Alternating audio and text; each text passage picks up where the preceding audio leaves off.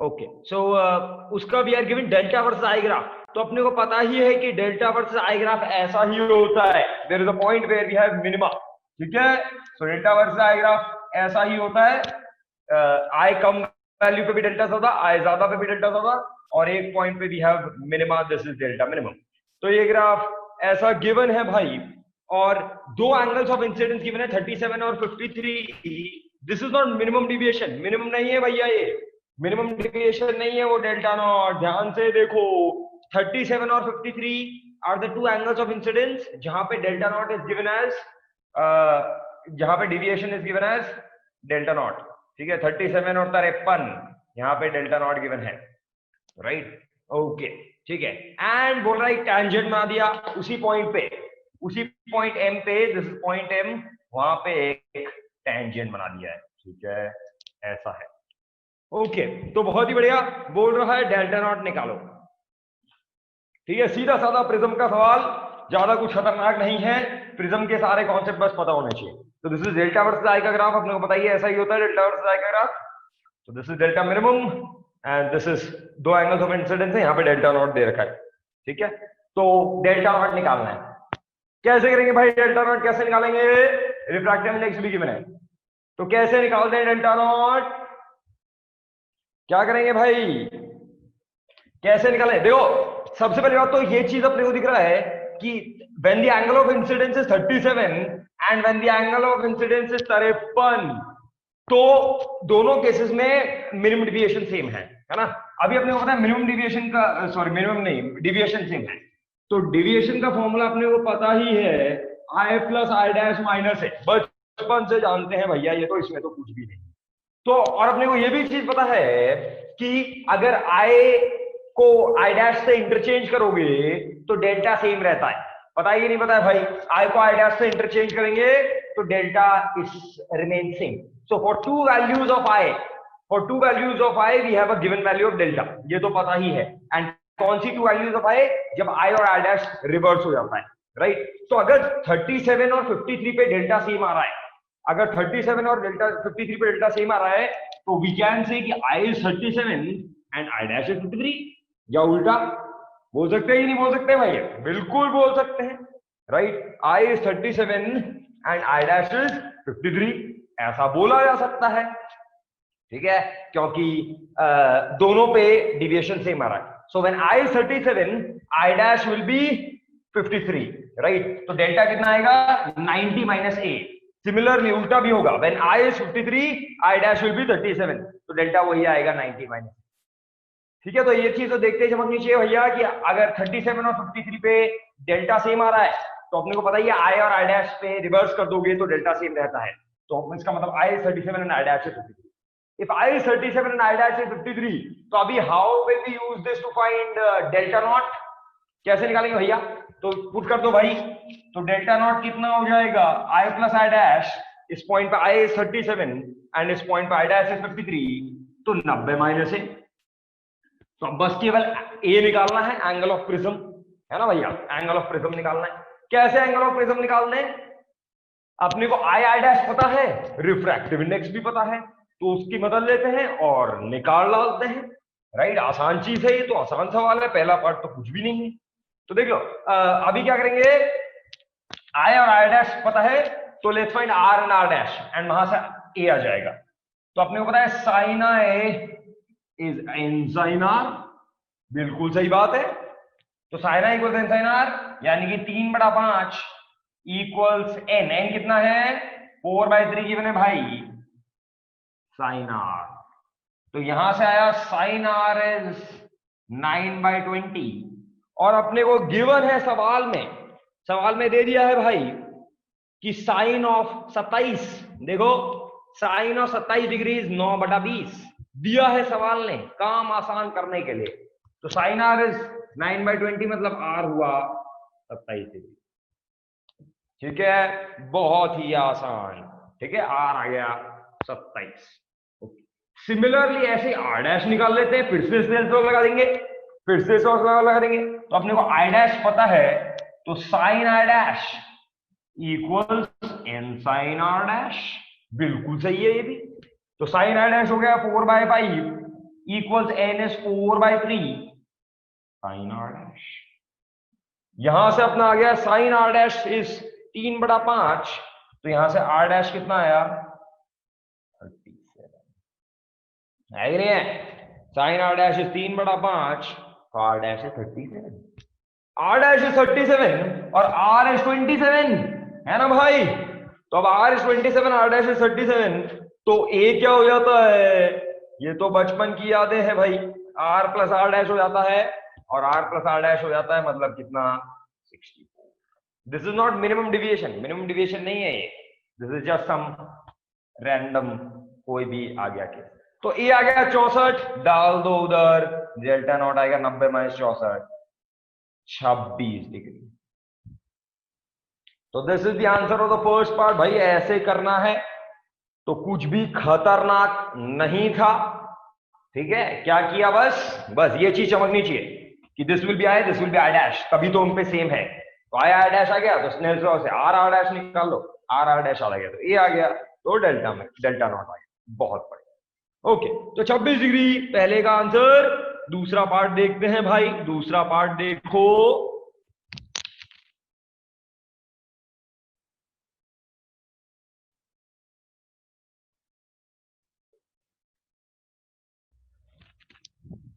हाँ, slope of the line PQ, line PQ का slope पूछ रहा है। लाइन पीक्यू क्या है, टेंजेंट एट पॉइंट एम, इस पॉइंट पे टेंजेंट बनाया है, टेंजेंट टू द कर्व, तो कर्व के टेंजेंट बनाया है और इसका अपने को स्लोप निकालना है, स्लोप ऑफ द टेंजेंट। बहुत बढ़िया, कैसे निकालेंगे स्लोप ऑफ द टेंजेंट,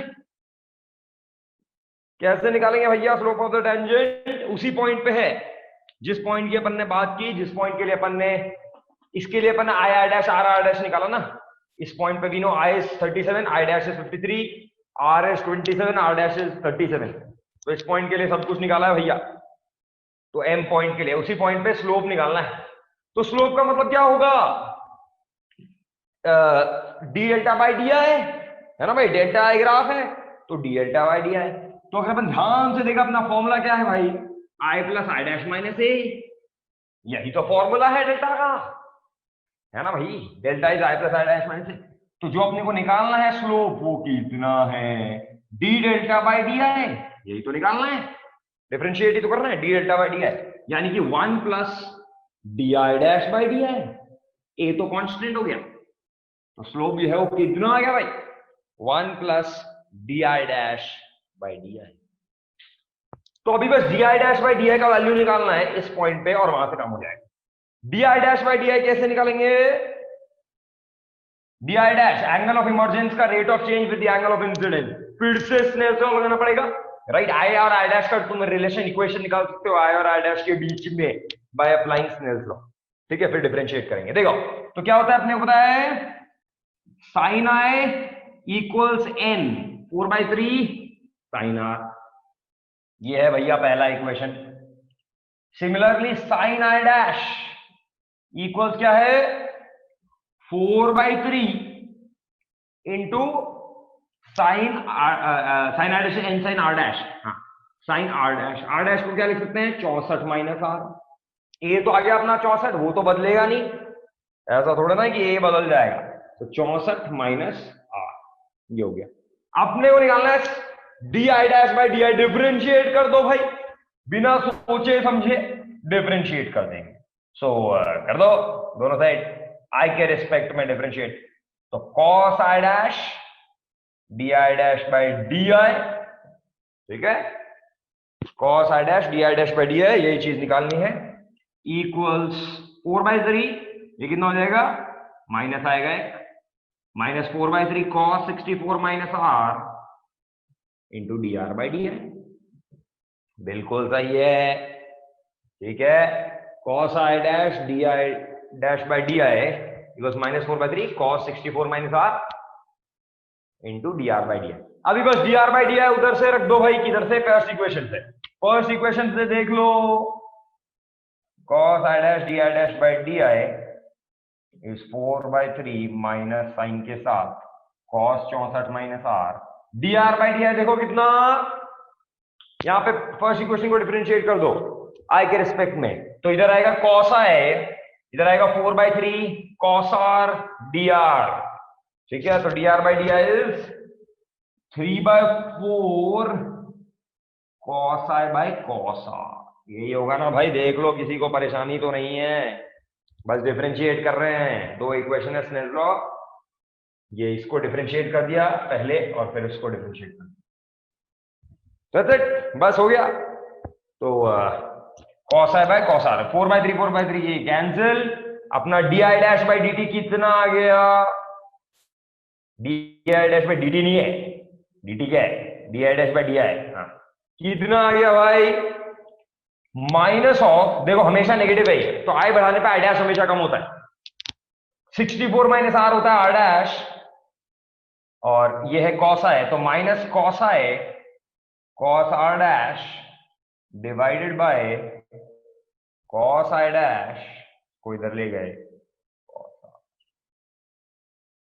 ये जनरल फंक्शन है, इसमें कोई असम्पशन नहीं है भाई, किसी भी पॉइंट पे वैलिड है। अभी अपन m पे निकालेंगे, पर ये तो जनरल है ना, ये तो बस स्नेल्स लॉ सा है। So at any point we can say rate of change of the angle of emergence with the angle of incidence di dash by di इतना है, माइनस हमेशा नेगेटिव है, देखो minus cos r dash divide by cos i dash cos r, बहुत ही बढ़िया। तो at point m, at m, अभी m पे देख लो अपने को, तो m से मतलब है भाई, और m पे अपन ने सारे एंगल्स पहले ही निकाल लिए थे, तो di डैश बाई di कितना हो गया, di डैश बाई di बोलो भाई, माइनस cos i कितना है 37, तो 4/5, r डैश कितना आया था भाई पहले पार्ट में, सेम 37 ही आया था r डैश, 4/5, ठीक है। i डैश कितना है 53, 3/5, और r कितना आया था 27, r आया था 27, तो देखो cos 27 का वैल्यू भी दिया है इसने, बहुत ही दयालु सवाल, cos 27 का वैल्यू भी दे दिया 9/10, तो देख लो कितना आ गया ये, इसका वैल्यू कितना आ गया देख लो अब, तो दिस इज 25, ये 50 ऊपर जाएगा 2, तो माइनस 32/27,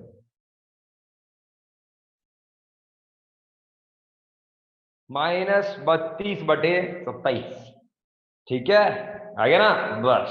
तो this is di dash by di at this point. तो अभी अपने को निकालना था स्लोप, स्लोप कितना हो जाएगा भाई, एक जोड़ देंगे 1 plus di dash by di, तो 1 माइनस 32/27 माइनस 5/27। देखो स्लोप इज ऑलवेज नेगेटिव नहीं है, di dash by di is always negative, क्या d delta by di is always negative, बिल्कुल नहीं, ये पॉजिटिव हो सकता है, ये तो हमेशा नेगेटिव आया है, राइट, बट ये चीज पॉजिटिव हो सकती है, 1 प्लस कर दिया ना, तो actually D delta by d आई भी निकाल लिया अपन ने जनरल फंक्शन, बस इसमें 1 जोड़ दो, that is D delta by d आई। तो देखो slope is not always negative, यहाँ पे पॉजिटिव हो जाएगा ना, वहां पे स्लोप इज पॉजिटिव, ठीक है। तो स्लोप है -5/27।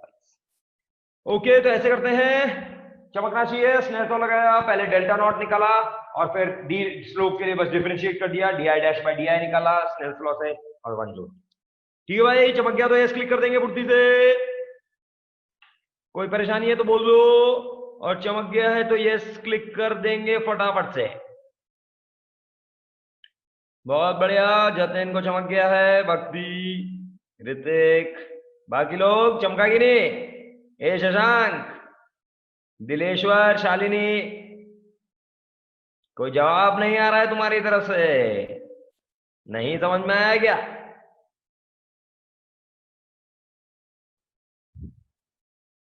आ गया, ओके, ठीक है, बहुत बढ़िया। पेपर 1 की समाप्ति। तो एक्चुअली हाँ ठीक है, ये गड़बड़ है, क्वेश्चन 36 में गड़बड़ है, slope of line P Q is not in the options, वो ऑप्शंस में नहीं है ना, -32/27 दिया है इसने ऑप्शन में, but -32/27 is not slope of line P Q, that is di dash by di, answer is -5/27। Okay, ठीक है, चलो पेपर 1 की समाप्ति, बहुत ही बढ़िया किया है अपन ने, शानदार प्रदर्शन। ऑलराइट, आगे बढ़ते हैं, पेपर 2 की तरफ हमला बोलेंगे। ओके, सो पेपर 2,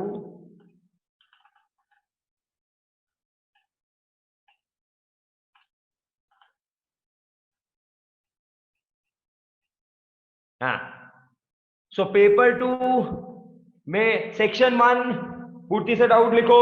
सेक्शन 1 ये मैचिंग वाला लिखो भाई।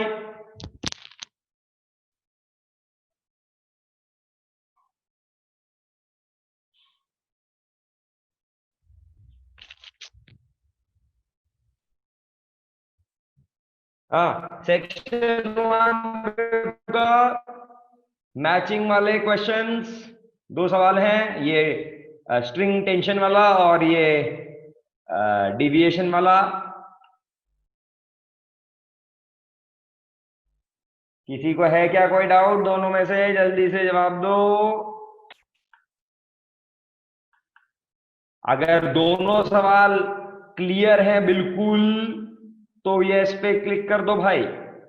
अगर दोनों सवाल बिल्कुल क्लियर हैं तो यस पे क्लिक कर दो, आगे बढ़ जाएंगे फिर अपन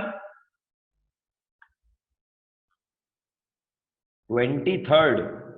हाँ, 23rd पे आते हैं। रुक रुक, अभी ये मैचिंग की बात कर रहा हूं, ठीक है। हाँ, तो ये मैचिंग के दोनों सवाल में दोनों पार्ट क्लियर, मतलब दोनों सवाल बिल्कुल क्लियर है तो यस पे क्लिक कर दो भाई फुर्ती से।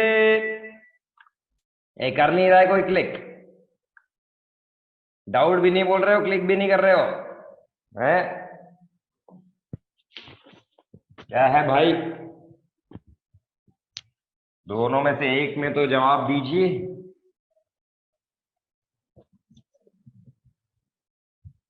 हाँ, जिसको दोनों मैचिंग वाले सवाल क्लियर हैं फुर्ती से यस पे क्लिक करेंगे। क्लियर है? ओके, बहुत सारे लोगों को क्लियर है, ठीक है, बहुत बढ़िया, ऑल राइट, ठीक है, ये हो गया। तो आगे बढ़ जाते हैं।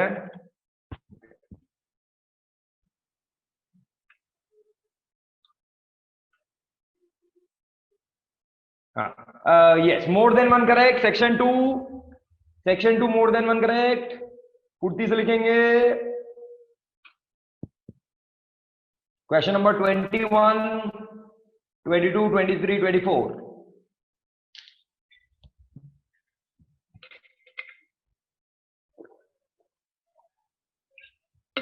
शर्माना नहीं है भाई, जो उसका जो डाउट है पूछ सकता है अभी। ओके, सेक्शन 2 फुर्ती से बताइए। 21, 22, 23 सी ऑप्शन। ओके, ठीक है भाई, देखते हैं, देखो फुर्ती से। ओके, सबसे पहले क्वेश्चन नंबर 21 देख लेते हैं, ये रहा। ओके, क्वेश्चन नंबर 21 पेपर 2 का अच्छा सवाल, इंपॉर्टेंट सवाल। क्वेश्चन नंबर 21 देखो भाई क्या बोलना चाह रहा है। A point source of light is fixed on a horizontal plane at a distance 7 metre from fix vertical axis. ठीक है, सोर्स रखा है 7 मीटर की दूरी पर, बहुत बढ़िया। Cylinder of radius 3 metre starts moving towards a point source with constant, it was in contact with the wall। Okay okay, ठीक है, तो समझते हैं भाई क्या बोलना चाह रहा है ये, और फिर देखेंगे कि कैसे होगा। ज्यादा सवाल कोई बहुत कठिन नहीं है, बस चमकाना है, एक बार चमक गया तब तो हो ही जाएगा।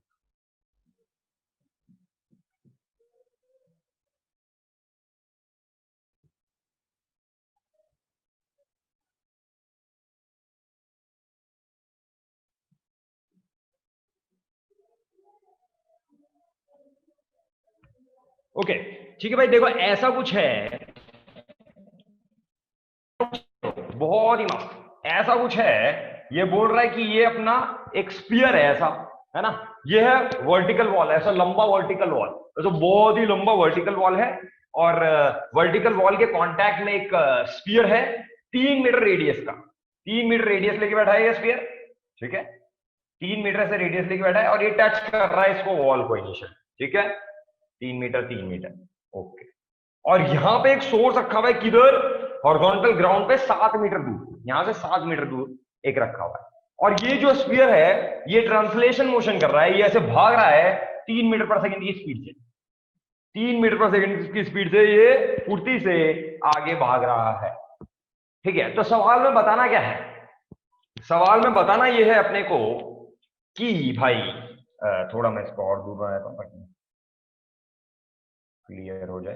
हाँ, सवाल में बताना ये है कि ऐसा कुछ है, और अभी फर्स्ट पार्ट देखो, फर्स्ट सेकंड पार्ट जो है, initial velocity of the shadow is this, initial velocity of the shadow is this, initial position of the shadow of the sphere on wall is this.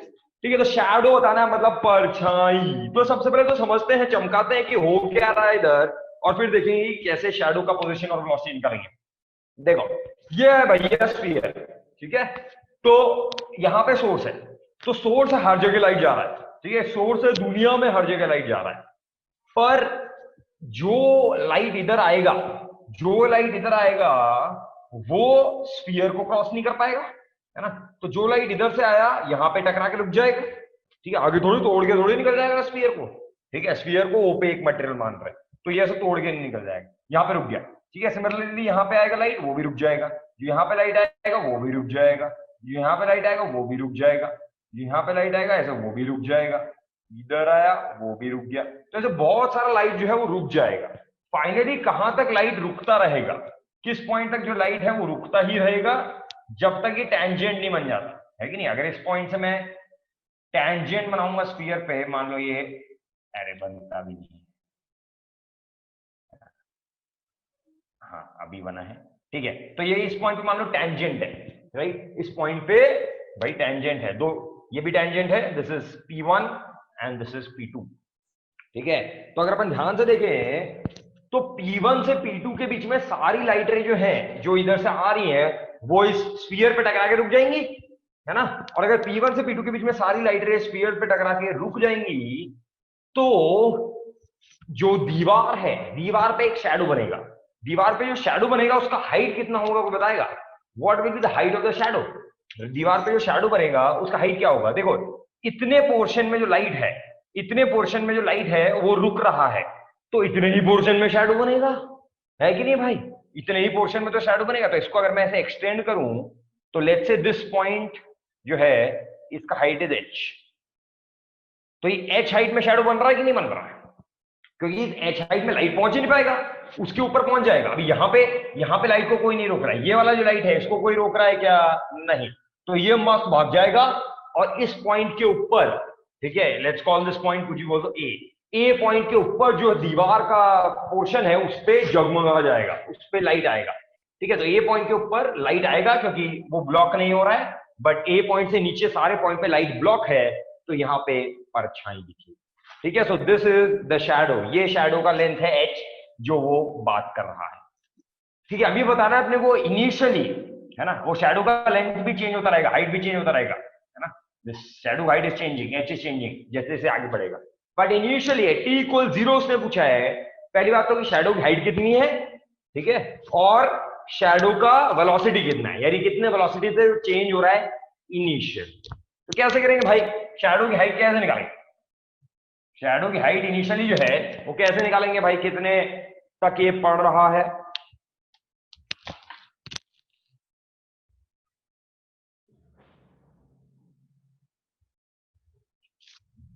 कैसे निकालें भैया shadow की height, ये तो चमक गया, यहां पे अपन ऐसा कर रहे हैं, तो शैडो की हाइट निकालनी है, इधर से इधर में शैडो बन रही है। अभी मैं ये वाले सारे रेज हटा देता हूं क्योंकि नहीं तो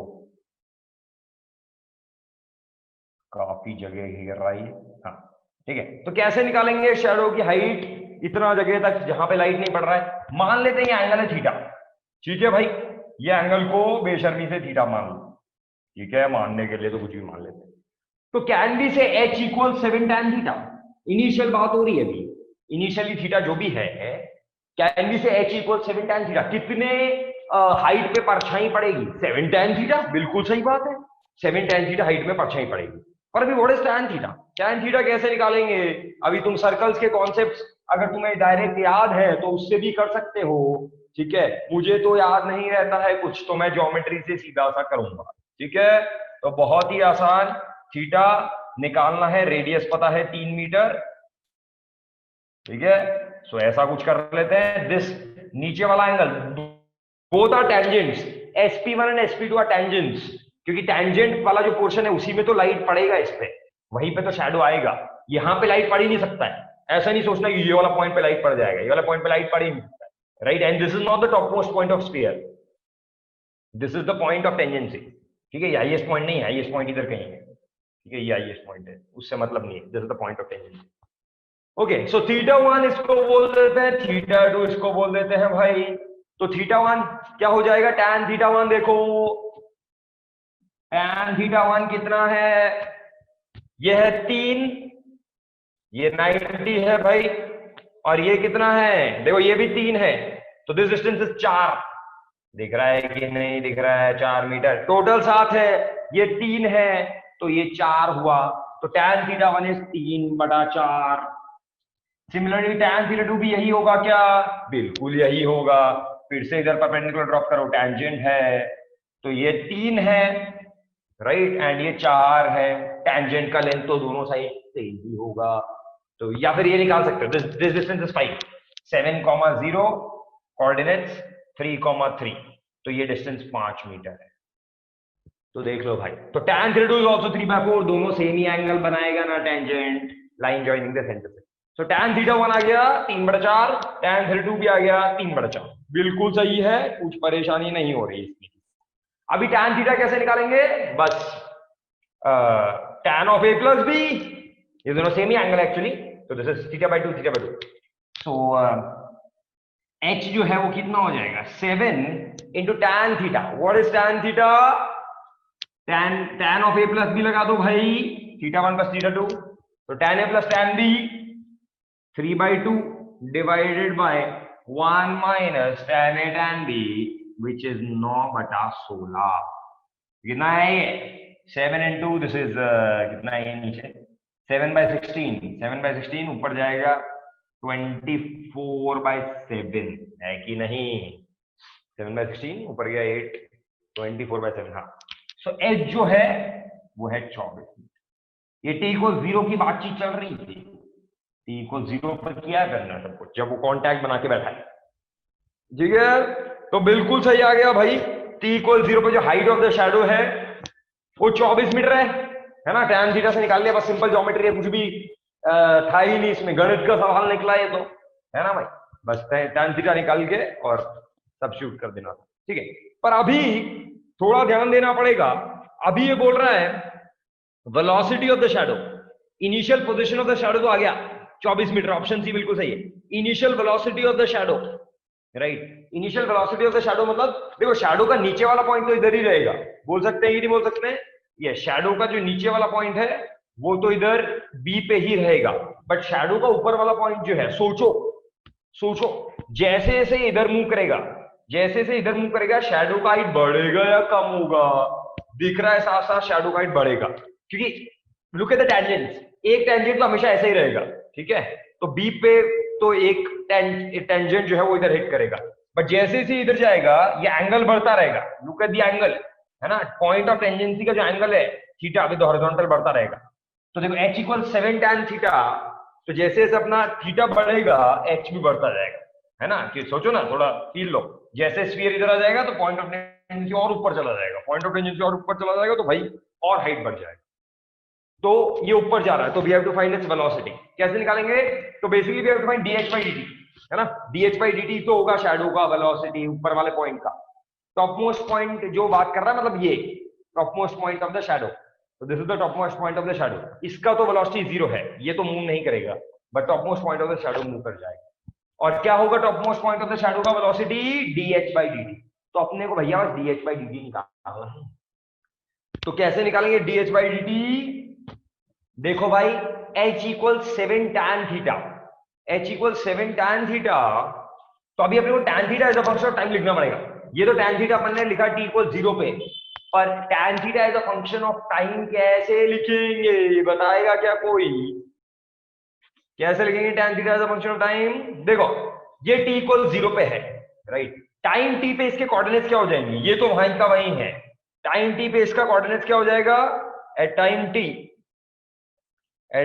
अगर अपन लिखेंगे इसका कोऑर्डिनेट क्या हो जाएगा, y कोऑर्डिनेट तो 3 ही रहेगा, और x हो जाएगा 3 + 3t, क्योंकि 3 मीटर पर सेकंड भाग रहा है भाई, 3 मीटर पर सेकंड भाग रहा है, तो x coordinate will be 3 + 3t, y coordinate तो 3 ही रहेगा, चमक गया, तो 3 + 3t, 3, तो what is tan θ1, what is tan theta 1? देखो भाई ये तो 3 ही रहेगा, फिर से ज्वाइन करो इसको, है ना, सेंटर से ज्वाइन करो बस।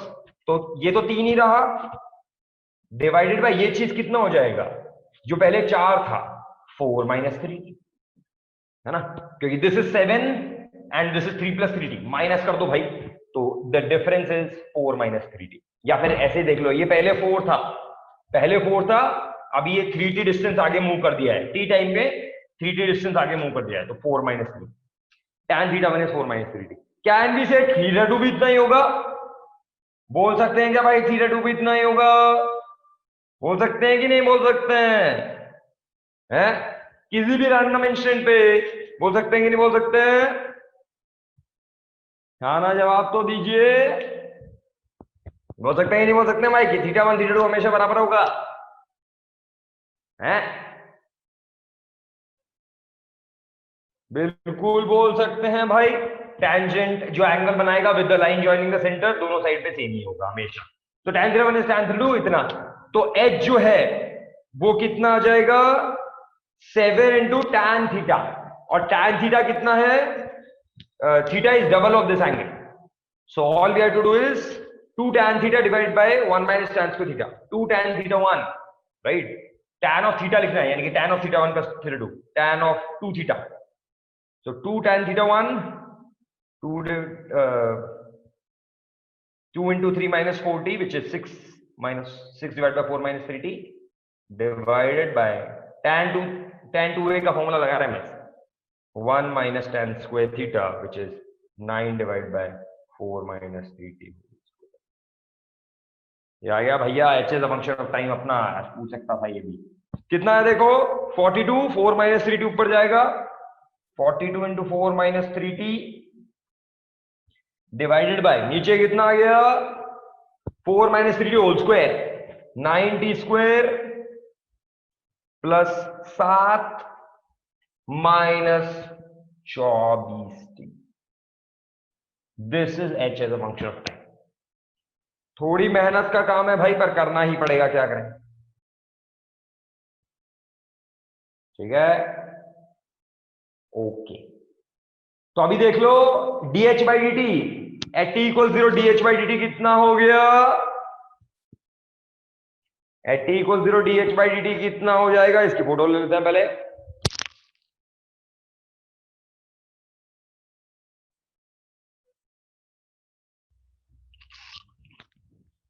हाँ भाई, ये तो h आया, अभी अपने को dh/dt करना है, पर अपना काम आसान हो गया, क्योंकि अपने को कब करना है, t = 0 करना है, ओके।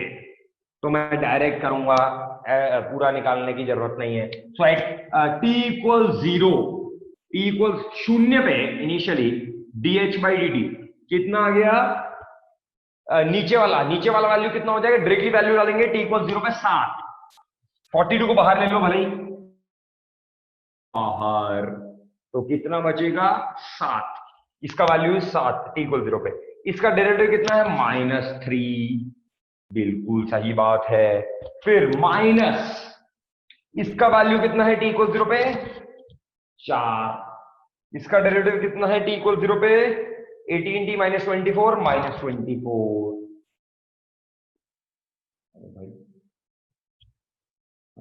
डिवाइडेड बाय क्या है, इसका स्क्वायर, तो इसका स्क्वायर इज 49,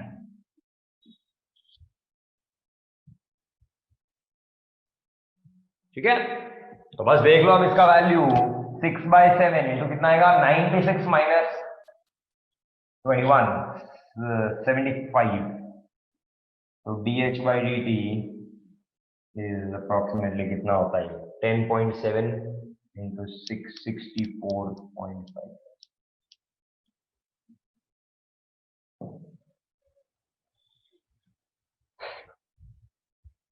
समझे भाई। तो dh/dt ऐसे निकालना पड़ता है, डिफरेंशिएट करके, t = 0 स्पीड जो है वो 64.5 के आसपास है, यानी कि ए और बी दोनों ही गलत पाए गए हैं, ठीक है। हाँ, अभी डी वाला भी देखो, bright area on wall will disappear after 1/3 seconds. अभी ब्राइट एरिया विल डिसअपीयर का मतलब क्या है, ब्राइट एरिया अपने होता है, शैडो कितना था, शैडो था 7 tan theta, h = 7 tan theta shadow था, बाकी ऊपर वाला ब्राइट था। अभी ब्राइट वाला डिसअपियर हो जाएगा। क्यों डिसअपियर हो जाएगा?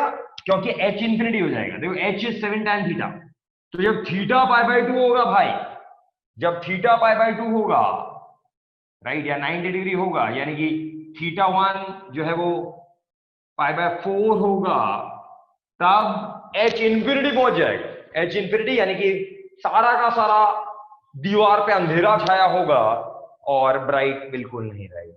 तो बस देख लो थीटा 1 पाई बाय 4 कब है, यहां से देख लो थीटा 1 इज पाई बाय 4, तो इसको tan थीटा 1 को 1 कर दो, सो 3 इक्वल्स 4 माइनस 3t और t इक्वल्स 1 बाय 3। ठीक है कि नहीं है? क्योंकि tan theta is infinity, theta is pi by 2, theta 1 is pi by 4, तो थीटा 1 इज पाई बाय 4 का मतलब है टाइम इज 1 बाय 3 सेकंड। या फिर ऐसे ही देख लो, जब टाइम 1 बाय 3 सेकंड है, जब टाइम 1 बाय 3 सेकंड है, देखो look at this point, look at this point, इस पॉइंट का भी कोऑर्डिनेट कितना है? 6 है ना, इस पॉइंट का भी कोऑर्डिनेट एक्स कोऑर्डिनेट है 6। t इक्वल्स 1 बाय 3 सेकंड बाद ये कितना चलेगा? 1 मीटर और चल जाएगा, तो ये 7 मीटर हो जाएगा। यानी कि actually the position of the sphere will be like this, ऐसा होगा position of the sphere after 1 by 3 seconds, यानी कि इसके जस्ट ऊपर होगा, बना नहीं ठीक है पर इसके जस्ट ऊपर होगा, ऐसा ये होगा पोजीशन ऑफ स्फीयर। यानी कि जो दूसरा टेंजेंट बनेगा, एक टेंजेंट तो ऐसा बनेगा, दूसरा टेंजेंट वर्टिकल बनेगा, तो पूरा का पूरा जो अपना दीवार है उस पे लाइट पड़ेगा ही, एक टेंजेंट हॉरिजॉन्टल, एक टेंजेंट वर्टिकल। तो answer is C and D are correct, C and D are correct answer. ठीक है भाई, ऐसा करते हैं तो कुछ भी मुश्किल नहीं था, बस चमकाया, थीटा लिखा और एच लिखा, डिफरेंशिएट किया, वेलोसिटी आया और आखिरी पार्ट ऐसे चमक गया। तो एस पे क्लिक करता हूं फुर्ती से, चमक गया तो फुर्ती से एस पे क्लिक कर देंगे भाई। किसी को कोई परेशानी हो तो बोल देना, अपने आप को अनम्यूट भी कर सकते हो। ओके ठीक है, ऑल राइट, चमक गया तो आगे बढ़ जाते हैं भाई। क्वेश्चन नंबर अगला देखो 22। 22 मुश्किल नहीं है, बस जैसे जैसा बोल रहा वैसा सा कर देना है, गड़बड़ नहीं करना है।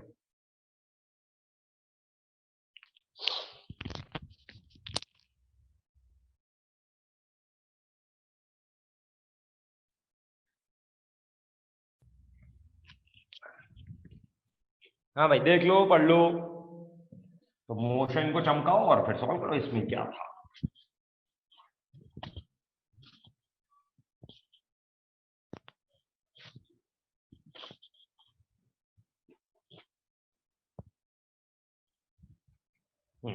तो भाई पढ़ लो, ऐसे एक वेयरिंग फोर्स लग रहा है a minus b x, friction coefficient given है a by 2 mu g, a by 2 mg, then बोल रहा है क्या क्या चीजें होंगी when the net work done on the block is zero, right. सारी चीजें अपने को निकालनी है जब net work done on the block zero हो जाए। तो सबसे पहले देख लेते हैं नेट वर्क डन कब जीरो होगा। तो भाई ऐसा कुछ है, हॉरिजॉन्टल सरफेस है, ठीक है, और हॉरिजॉन्टली फोर्स लगा है, बहुत ही बड़े हॉरिजॉन्टल सरफेस है, हॉरिजॉन्टली फोर्स लगा है, पार्टिकल स्टार्ट कर रहा है ओरिजिन पे, दिस इज एक्स इक्वल 0, ठीक है, एक्स इक्वल 0 पे पार्टिकल स्टार्ट कर रहा है भाई मोशन, ठीक है। सो ऐसा कुछ है, ठीक है। तो फोर्स लग रहा है a माइनस बी एक्स के बराबर, a माइनस बी एक्स के बराबर फोर्स लगा, x इक्वल 0 पे ये ऐसे भाग रहा है इस फोर्स से, फ्रिक्शन कोएफिशिएंट गिवन। तो बताना है कि जब वर्क डन जीरो हो जाएगा, नेट वर्क डन जीरो हो जाएगा, तब चीजें बतानी है, राइट, ठीक है। तो ऐसा है, तो इस पे आगे फोर्स ये लग रहा है और पीछे फ्रिक्शन लग रहा है। तो पहली बात तो देखते हैं भाई ये मूव करेगा कि नहीं करेगा और कब तक ये मूव करेगा, ऐसा देख लेते हैं, ठीक है। तो पहले तो देख लेते, क्या पता मूव भी नहीं कर रहा हूं, है ना, क्या पता friction FS force FS max से कम हो। तो ये कब मूव करेगा या कब एक्सेलरेट करेगा? जब ड्राइविंग फोर्स एफ जो है वो होना चाहिए greater than equal to FS max. पहले तो वो चेक कर लेते हैं। फोर्स जो है वो है a minus b x, that should be greater than equal to FS max. FS max होगा mu m which is mu m g, right. अपने को म्यू एम जी का वैल्यू गिवन है भैया a बाई 2, सवाल में दिया है म्यू एम जी का वैल्यू है a बाई 2, यानी कि इधर से आ जाएगा x should be less than equal to a by 2b। x should be less than equal to a/2b, क्योंकि x बढ़ाएंगे तो ये फोर्स कम हो रहा है। यानी कि जब तक x लेस देन a/2b है तो अपना जो ड्राइविंग फोर्स है वो Fs मैक्स से ज्यादा है, और Fs मैक्स से ज्यादा है मतलब Fk से भी ज्यादा है, काइनेटिक फ्रिक्शन से भी ज्यादा है। ठीक है, तो अगर मोशन अपन चमकाएं तो इसका मोशन कैसा होगा भाई?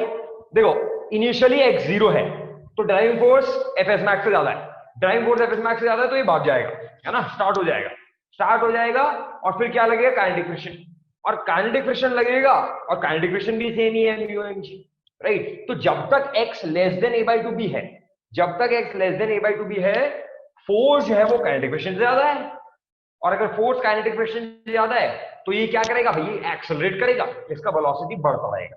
तो जब तक x इक्वल्स a/2b है, this is x equals a/2b, यहां तक तो भाई इसका वेलोसिटी मस्त बढ़ता ही रहेगा, काइनेटिक एनर्जी बढ़ता रहेगा।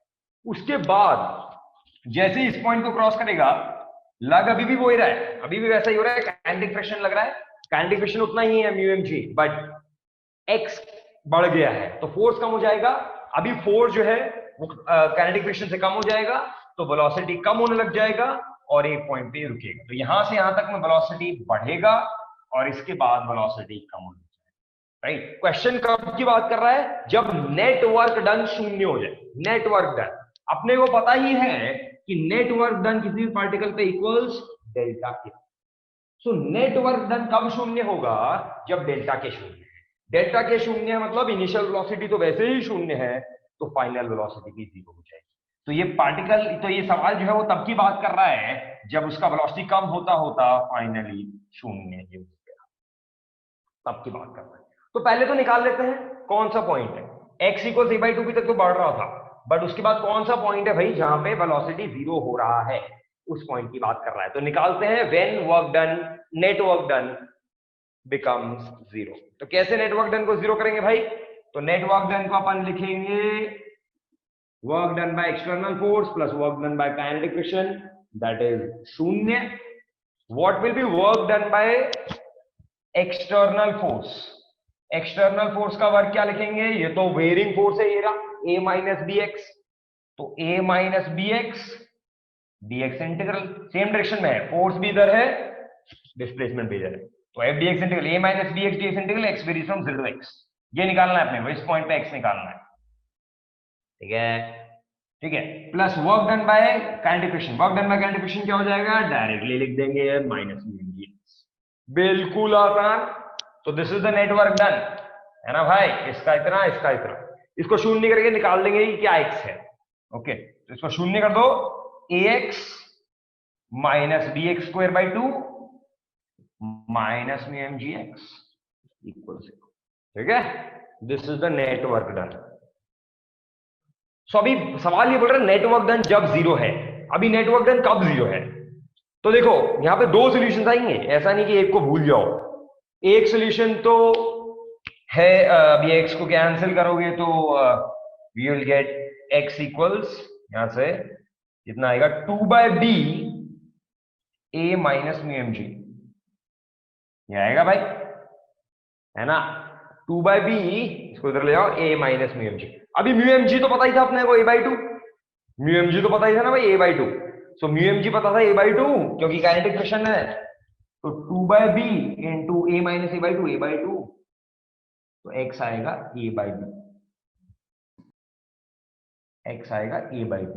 तो a/2b तक तो वेलोसिटी 0 से a/2 में वेलोसिटी बढ़ रहा है और a/2b से a/b में वेलोसिटी कम हो रहा है, और a/b पे जाके वापस 0 होता है, राइट। तो वर्क डन, जब क्वेश्चन बोल रहा है कि वर्क डन, नेटवर्क डन 0 है, तो नेटवर्क डन 0 है तो x कितना है भाई? a/b, पर यहां पे एक और सोल्यूशन है जिसको भूलना नहीं है, और x इक्वल 0, x इक्वल 0 पे भी तो वर्क डन 0 है, x इक्वल 0 पे तो चला ही नहीं है वो, यहाँ पे x इक्वल 0 को बनने काट नहीं सकते ना, यहाँ पे जैसे तुमने काटा तो x नॉट इक्वल टू 0 माना है। तो there are two solutions obviously इस क्वाड्रेटिक इक्वेशन के, one is x equal a/b and other is x equal 0। वैसे x इक्वल 0 का कुछ मतलब नहीं है, बट फिर भी वो एक सॉल्यूशन है क्योंकि ऑप्शंस में ऐसे ही दिया है, तो अगर इसको नहीं लोगे तो गड़बड़ हो सकती है। तो x इक्वल 0 पे वो चला ही नहीं है, तो दोनों का वर्क डन 0। ऑलराइट, ये है। अभी ऑप्शन देखो फुर्ती से, ये क्वेश्चन सारे ऑप्शन में बात कर रहा है कि जब नेटवर्क डन 0 है, तो जब नेटवर्क डन 0 है मतलब x या तो a बाई बी है या x 0 है, तब अपने को चेक करनी है सारी चीजें। ऑप्शन ए देख के बताओ सही है कि गलत है।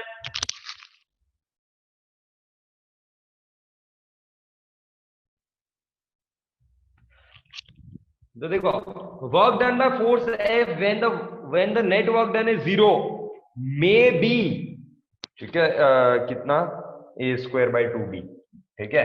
तो अभी देखो भाई कि अपने को पता तो लग गया कि नेटवर्क डन कब 0 है, जब x equal A by 2b, x equal A by b या 0 है, तब हो जाएगा।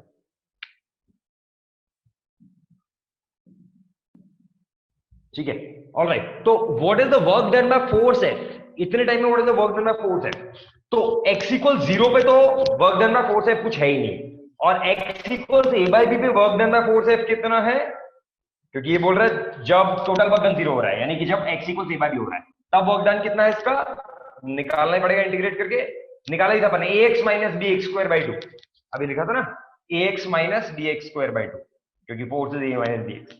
तो x कितना है, जब नेटवर्क डन 0 है तब की बात हो रही है भाई, जब नेटवर्क डन 0 है तो x is a by b minus b by 2 a square by 2, यही आएगा, a into x minus b x square by 2। तो देख लो ये कितना है, a square by b minus a square by 2b, तो work done is a square by 2।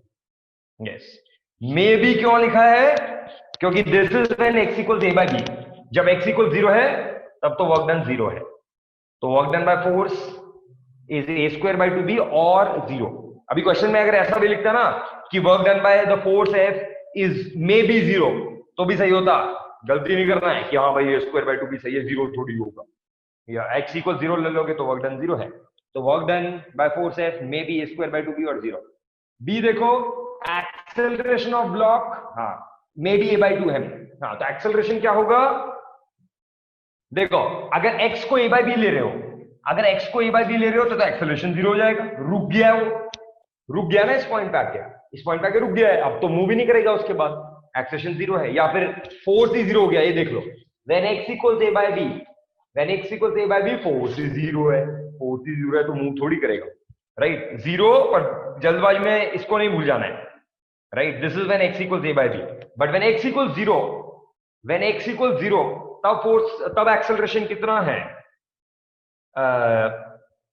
When x equal 0 तो एक्सेलरेशन कितना होगा, फोर्स इज a, ये external force is a minus kinetic friction is mu m g which is a by 2 divided by m, right, ठीक है, यानी कि 0 और a by 2 है, तो this is at x equal a by b, this is at x equal 0, है ना, क्योंकि दोनों पॉइंट्स पे वर्क डन 0 है, तो भूलना नहीं, ऐसे नहीं कि 0 होके आगे बढ़ जाओ, x equal a by b पे acceleration is 0, but when x equal 0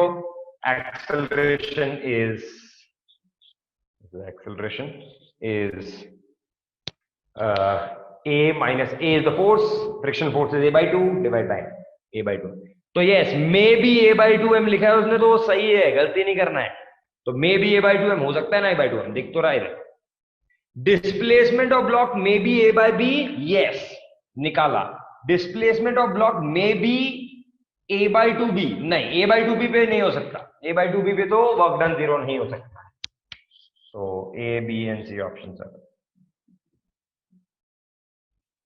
ठीक है, ओके, बहुत ही बढ़िया, शाबाश, फोटो लेते हैं, आगे बढ़ जाते हैं, क्वेश्चन 23 किसी ने पूछा था, 23 देख लो, ऑलराइट,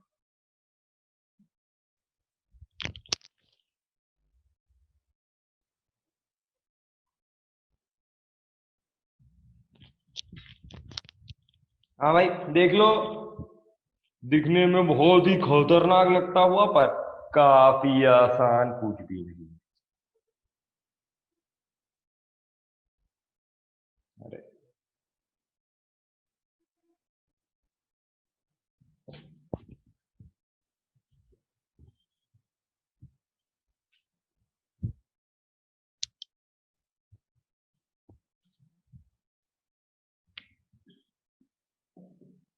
ओके, हाँ तो बोल रहा है सारे सरफेस स्मूथ हैं, कहीं पे भी फ्रिक्शन नहीं है, कहीं पे भी कुछ परेशानी नहीं है, पुली आइडियल है, मासलेस स्ट्रिंग है, मासलेस पुली है, सब बढ़िया है।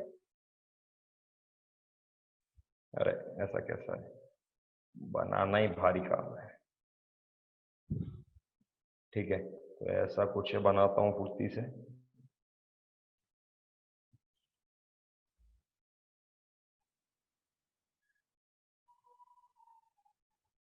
जैसा बोल रहा है वैसा कर देंगे, बस दिमाग का प्रयोग तो करना ही नहीं है।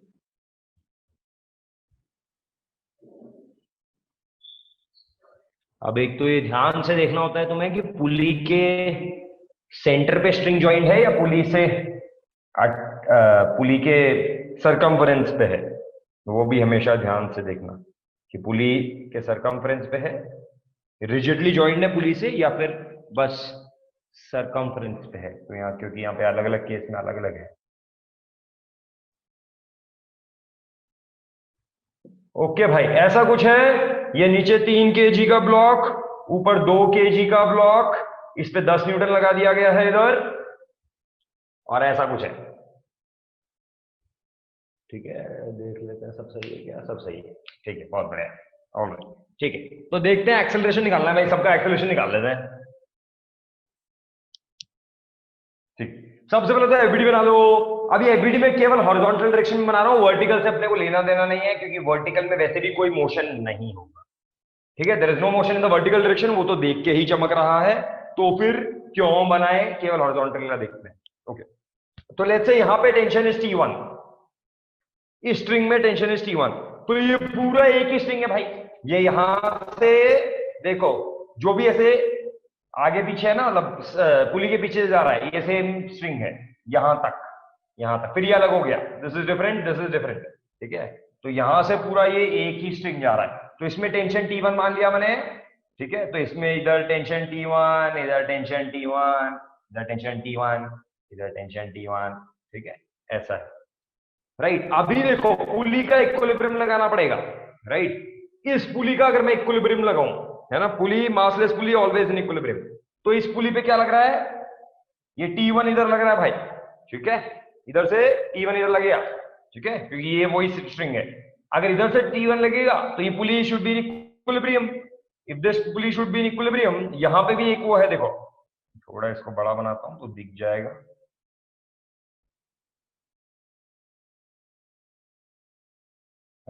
तो ये पुली का इक्विलिब्रियम लगाओ भाई। अगर ये पुली का इक्विलिब्रियम लगाएंगे, इस पे T1 इधर लग रहा है, तो इक्विलिब्रियम में रहने के लिए T1 इधर भी लगेगा, और इस पे अगर T1 इधर लगेगा, तो बाय न्यूटन्स थर्ड लॉ ये जो 3 kg ब्लॉक है, इस पे एक और T1 इधर लगेगा। ठीक है भाई, है कि नहीं, यहां तक क्लियर? ये पूरा T1 आया, इस पुली पे T1 इधर, तो इस पुली पे T1 इधर, तो फिर ये जो है वो भी T1 इधर लगेगा। ठीक है, अभी ये जो स्ट्रिंग है वर्टिकल स्ट्रिंग, ठीक है, अगेन ये जो वर्टिकल स्ट्रिंग है, अभी this pulley must be in equilibrium, तो इस पे वर्टिकल डायरेक्शन में कोई फोर्स नहीं आना चाहिए, इस पे वर्टिकल डायरेक्शन में कोई फोर्स नहीं आना चाहिए। ठीक है, तो ये यहां पे कोई टेंशन नहीं आएगा, इस वाली स्ट्रिंग में कोई टेंशन नहीं आएगा, ये बस ऐसे ज्वाइंट रहेंगे दोनों पुली, बट यहां पे कोई टेंशन नहीं आएगा, क्योंकि अगर इस पे टेंशन आ गया तो इस पुली पे अपवर्ड डायरेक्शन में नेट फोर्स आ जाएगा, जो कि नहीं हो सकता। ठीक है, तो फिर यहां इस स्ट्रिंग में there is no tension. Right, अब आखिरी ये वाला जो स्ट्रिंग है, ये वाला जो स्ट्रिंग है ये अलग स्ट्रिंग है, तो लेट्स से इसमें टेंशन है T2 इधर, है ना, इसमें टेंशन है T2 इधर, तो इसमें टेंशन है तो पुली पे लगेगा T2 इधर, और ब्लॉक पे लगेगा T2 इधर। ठीक है, ब्लॉक पे 2 kg ब्लॉक पे लगेगा T2 इधर, और इस पुली पे लगेगा T2 इधर।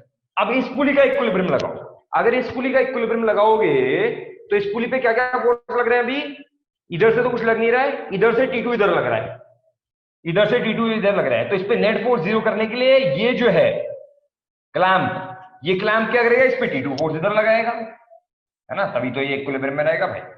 तो ये क्लैंप इस पे T2 फोर्स इधर लगाएगा पुली पे। अगर क्लैंप ने ऐसे ब्लॉक ने यानी कि T2 फोर्स पुली पे इधर लगाया, तो बाय न्यूटन्स थर्ड लॉ पुली जो है वो भी क्लैंप पे यानी कि ब्लॉक पे T2 फोर्स इधर लगाएगा। ठीक है, दैट्स इट, ये हो गया अपना एफबीडी, फ्रिक्शन फ्रिक्शन कुछ नहीं है।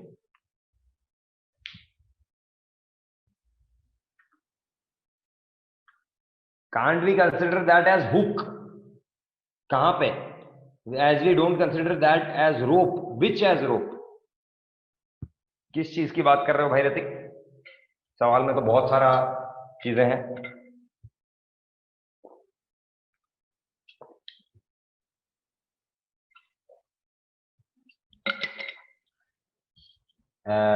डाउन बी, डाउन बी क्या होता है यार, थोड़ा क्लियरली लिखना, बोलना।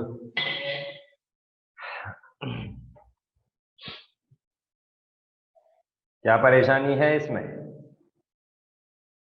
केवल टेंशन ही तो लिखा है। अच्छा, बाद में पूछ लेना ऋतिक, अगर क्लियर ना हो तो बाद में पूछ लेना, ठीक है? ओके, तो बस मैंने टेंशन ही लिखा है, ठीक है? ऑल राइट, ठीक है। तो भाई समझ में आया ना, ये टेंशन लिखा है T1 इस वाले में, यहां पे कुछ रहेगा नहीं, और इसके लिए इक्विलिब्रियम है, तो इधर T2 इधर लगाया, तो इसने क्लैंप ने इस पे T2 इधर लगाया, तो पुली ने वापस क्लैंप पे यानी ब्लॉक पे T2 इधर लगाया। ओके, तो अब अगर अपन 2 kg ब्लॉक को देखें, ठीक है, 2 kg ब्लॉक को देखें, तो 2 kg ब्लॉक की बात करते हैं भाई। 2 kg ब्लॉक, 2 kg ब्लॉक पे फोर्सेस क्या क्या लग रहा है हॉरिजॉन्टल डायरेक्शन में? 2 kg ब्लॉक को देखो भाई, 10 न्यूटन इधर लग रहा है एक्सटर्नल, T2 इधर लग रहा है, और कुछ है क्या इस पे? और कुछ है क्या? बिल्कुल भी नहीं है। 10 न्यूटन इधर है और T2 इधर है, बस फ्रिक्शन कुछ है नहीं, और कहीं से ये कनेक्टेड ही नहीं है, ये बस एक पुली से कनेक्टेड है, तो उस पे T2 इधर लग रहा है। सो 10 माइनस T2 इक्वल्स कितना? मास है इसका 2, 2A1, इसका एक्सेलरेशन में A1 बोल दे रहा हूं, ठीक है, लेफ्ट की तरफ A1, ठीक है? तो 10 minus T2 equals 2A1। 3 kg block को देख लो, 3 kg ब्लॉक पे फोर्स क्या लग रहे हैं भाई? देखो T1 कैंसिल हो रहा है, इस T1 को नहीं लेना है, क्योंकि जो भी ये T1 है वही T1 इधर भी आ गया, तो T1 मस्त कैंसिल हो गया। तो अब इस पे देखा जाए तो केवल T2 आ रहा है, 3 kg ब्लॉक पे केवल एक फोर्स है भाई, वो है T2 लेफ्ट की तरफ, T1 कैंसिल है ना, इधर फ्रिक्शन तो कुछ है नहीं, और इधर क्लैंप का बस T2 इधर आ रहा है, तो T2 इक्वल्स 3A2, है ना?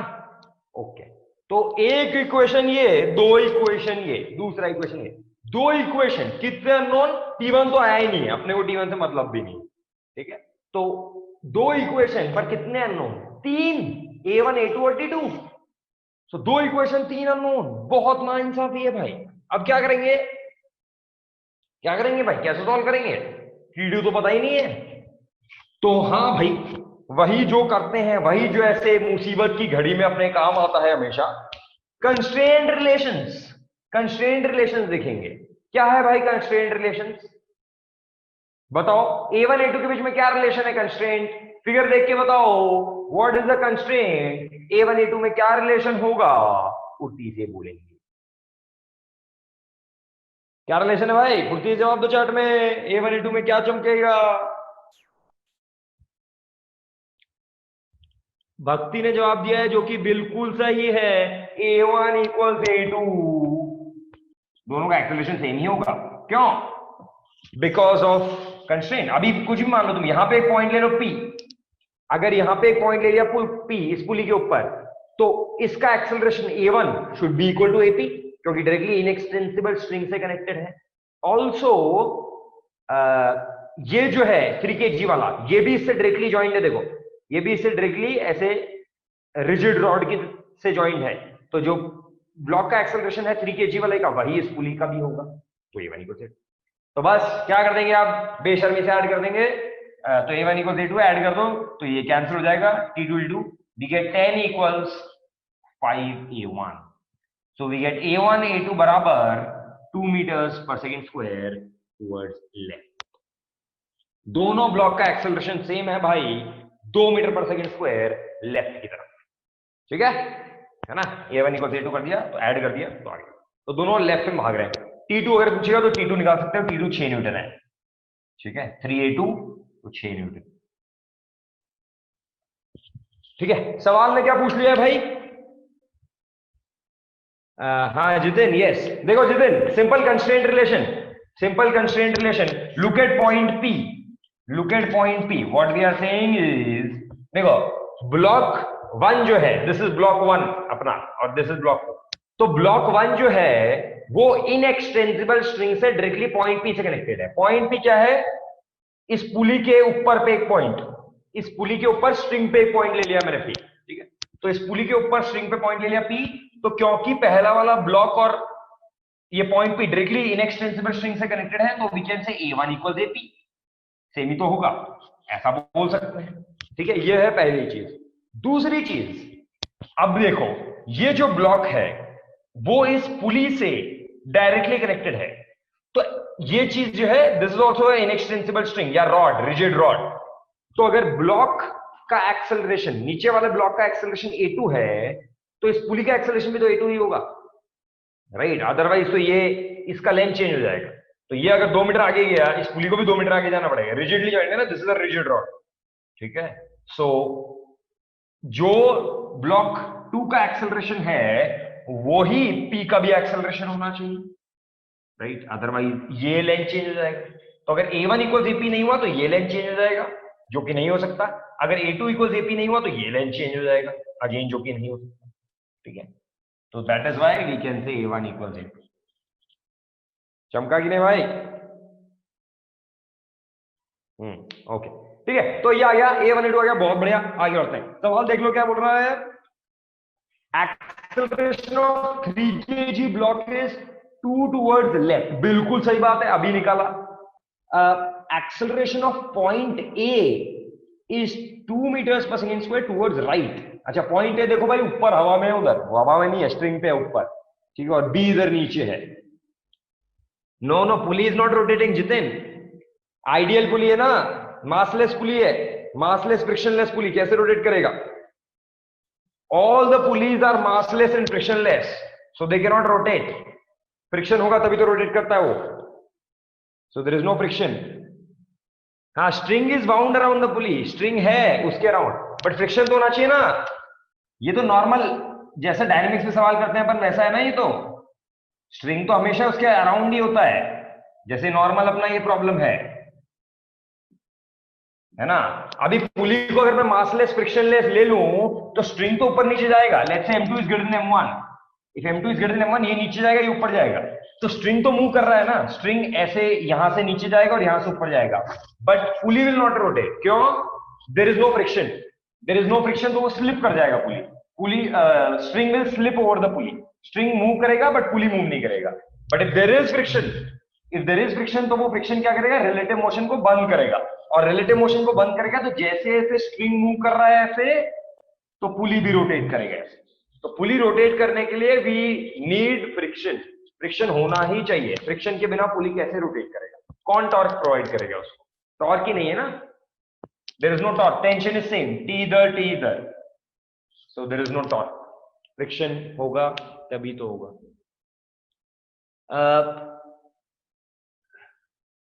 Was point P on the string or on the pulley?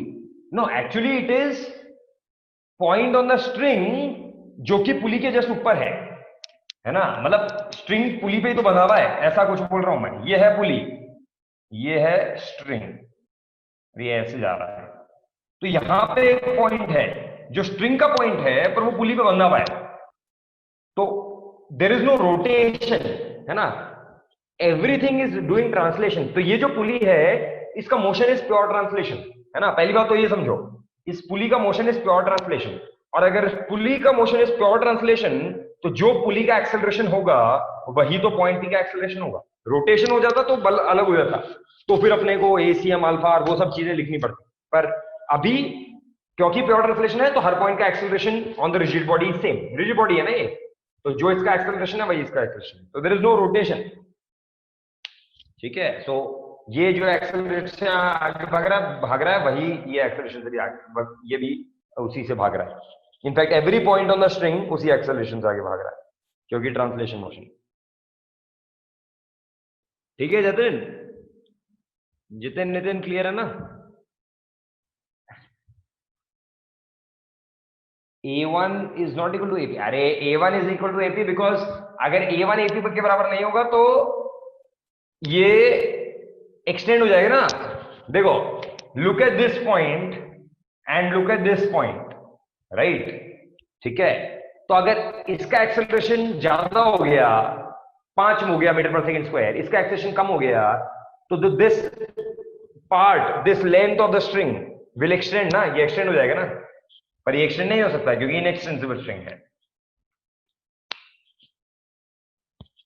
It is like a rigid body, इसको एक रिजिड बॉडी की तरह कंसिडर करो। पुली को अलग से देखो ही मत, पुली को अलग से देखने की जरूरत ही नहीं है क्योंकि यहाँ पे प्योर ट्रांसलेशन मोशन हो रहा है। तो दिस थिंग, ये जो पूरा चीज है, is like a rigid body जो आगे भाग रहा है, ठीक है, and this is also a rigid body जो आगे भाग रहा है। तो this is a rigid body and this is a rigid body and string is inextensible, इनको कनेक्ट करता हुआ एक स्ट्रिंग है। तो since this is inextensible string, इनके बीच में लेंथ कैनॉट, इनके बीच में distance cannot change, that is why there acceleration must be same. अगर एक्सेलरेशन सेम नहीं हुआ तो लेंथ चेंज हो जाएगा ना स्ट्रिंग का।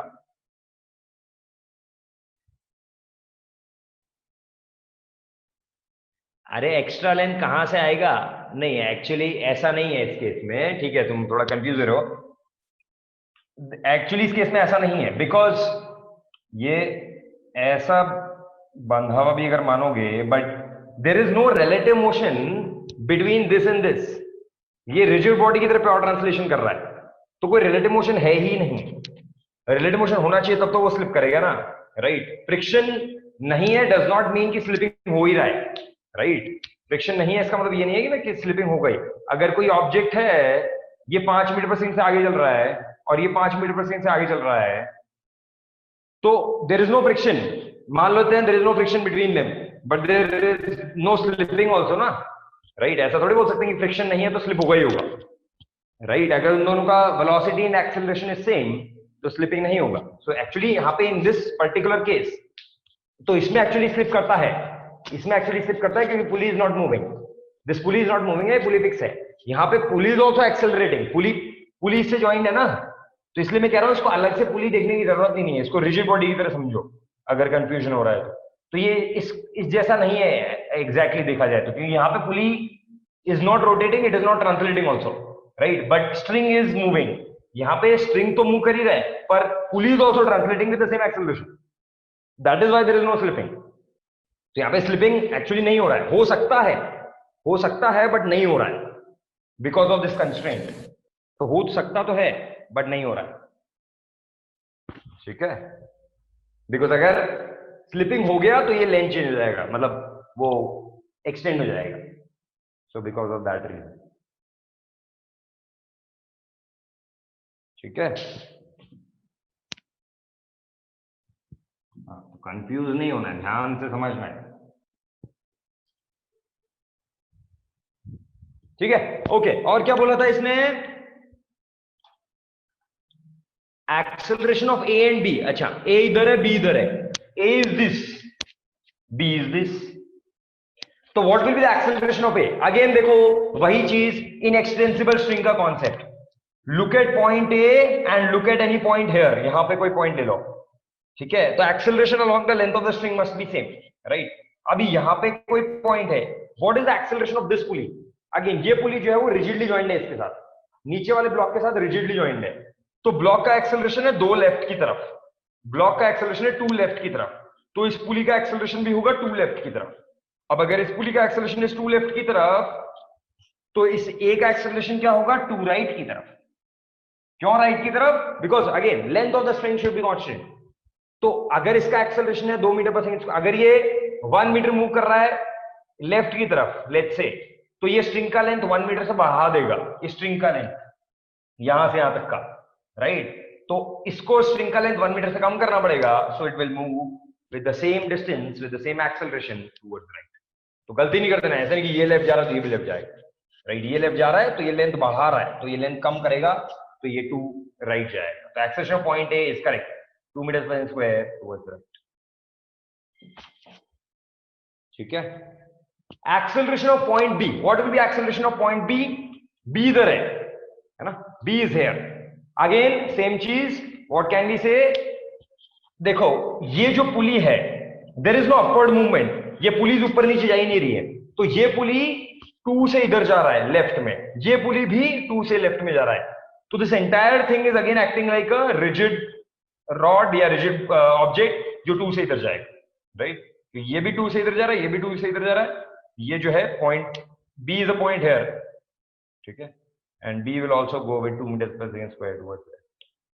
ऊपर तो जा ही नहीं सकता है, बिकॉज अगेन ये ऊपर नहीं जा रहा है, तो अगर ये ऊपर चला गया तो ये लेंथ चेंज हो जाएगा, ठीक है। Okay, what is the relative acceleration? Acceleration of a block 1 relative to 2 पूछा है, दैट इज 0। ओके, तो बस ये है, गड़बड़ नहीं करना है, समझ समझ के करना है, तो फिर इतना मुश्किल नहीं है। तो yes, option A is correct, acceleration of 3 kg block is 2 left and acceleration of point is 2 toward right. A and B are both correct. C and D are wrong. Okay, ठीक है भाई, समाप्ति इसकी मोर देन वन करेक्ट की समाप्ति, बहुत ही बढ़िया।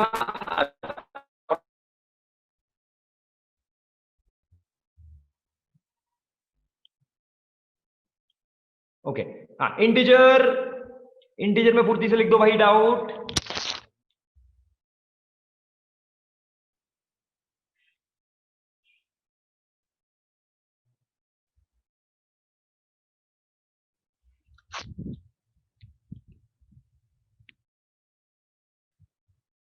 इंटीजर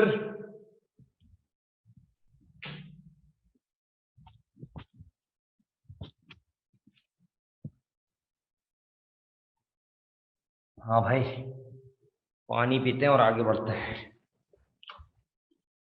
ओके, तो जितिन ने लिख दिया है 26, 32, 33, 34, 35, 34, 27, 28, काफी सारे डाउट हैं।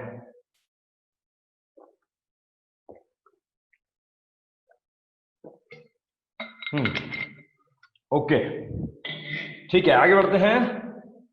26, 7, 8, 2, 3, 4, 5, 7। ओके,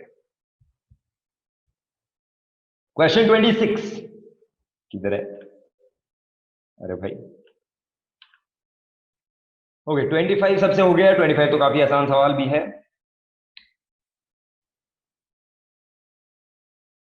हाँ, 26। ओके, 26 देखो भाई, 26, 27 दोनों इंपॉर्टेंट सवाल, दोनों में एक मतलब सेम ही टाइप के वेरिएशन है, जो नॉर्मल अपन सवाल करते हैं उससे बस थोड़ा सा वेरिएशन है, राइट। तो 26, 27 का दोनों इंपॉर्टेंट।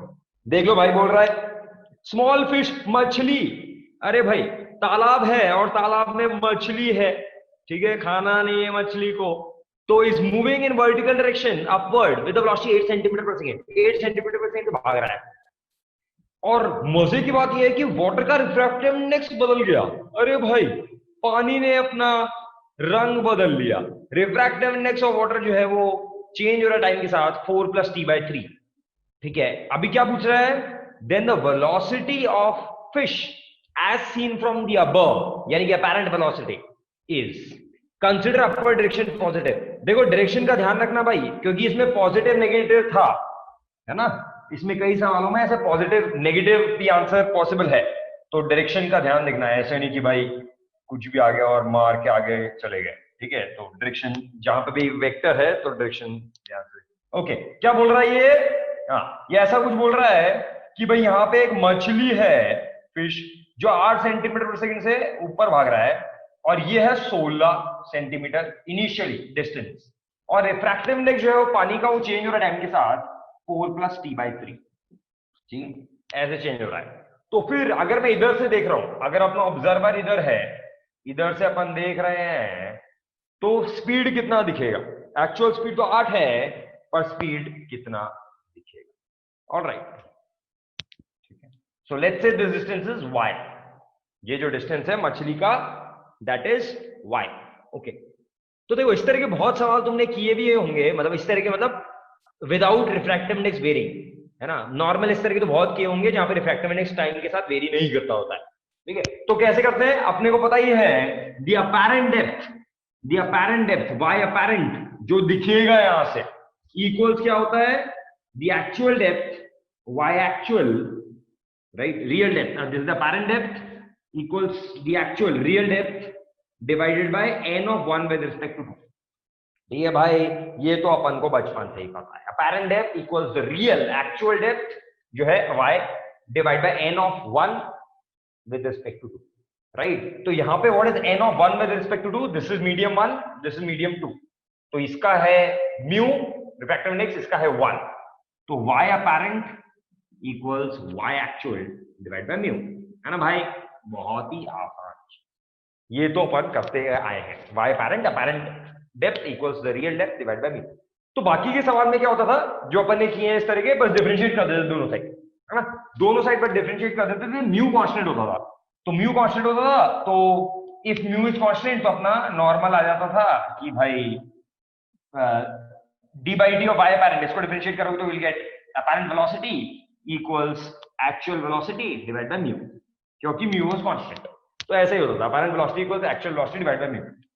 पर यहाँ पे mu constant नहीं है भाई, तो mu constant नहीं है तो बस डिफरेंशिएट ही करना है, पर mu का फंक्शन भी ले लेना है, तो दोनों साइड डिफरेंशिएट कर दो, सो d by dt of y apparent equals d by dt of y actual divided by mu, ठीक है भाई, डिफरेंशिएट कर दिया बस। Now what is the left hand side, d by dt of y apparent, यानी कि apparent जो depth है वो किस रेट से चेंज हो रहा है, apparent डेप्थ किस रेट से चेंज हो रहा है, this is nothing but apparent velocity, यही तो निकालना है अपने को, राइट, apparent डेप्थ जिस रेट से चेंज हो रहा है तो that is the apparent velocity, मतलब फिश जिस रेट से ऊपर आता है वो दिख रहा है, यही तो होगा, right, so d by dt of y apparent यानी कि जिस रेट से y चेंज होता हुआ लग रहा है वहां से, यानी कि जिस रेट से फिश ऊपर आता हुआ लग रहा है, सो d by dt of y apparent is v apparent equals, अभी इसको डिफरेंशिएट करना है, दोनों टाइम के साथ चेंज हो रहा है, y actual भी और म्यू भी, तो कर दो भाई, क्वेश्चन रूल लगा देंगे, तो क्या हो जाएगा, mu is 4 plus t by 3, 4 plus t by 3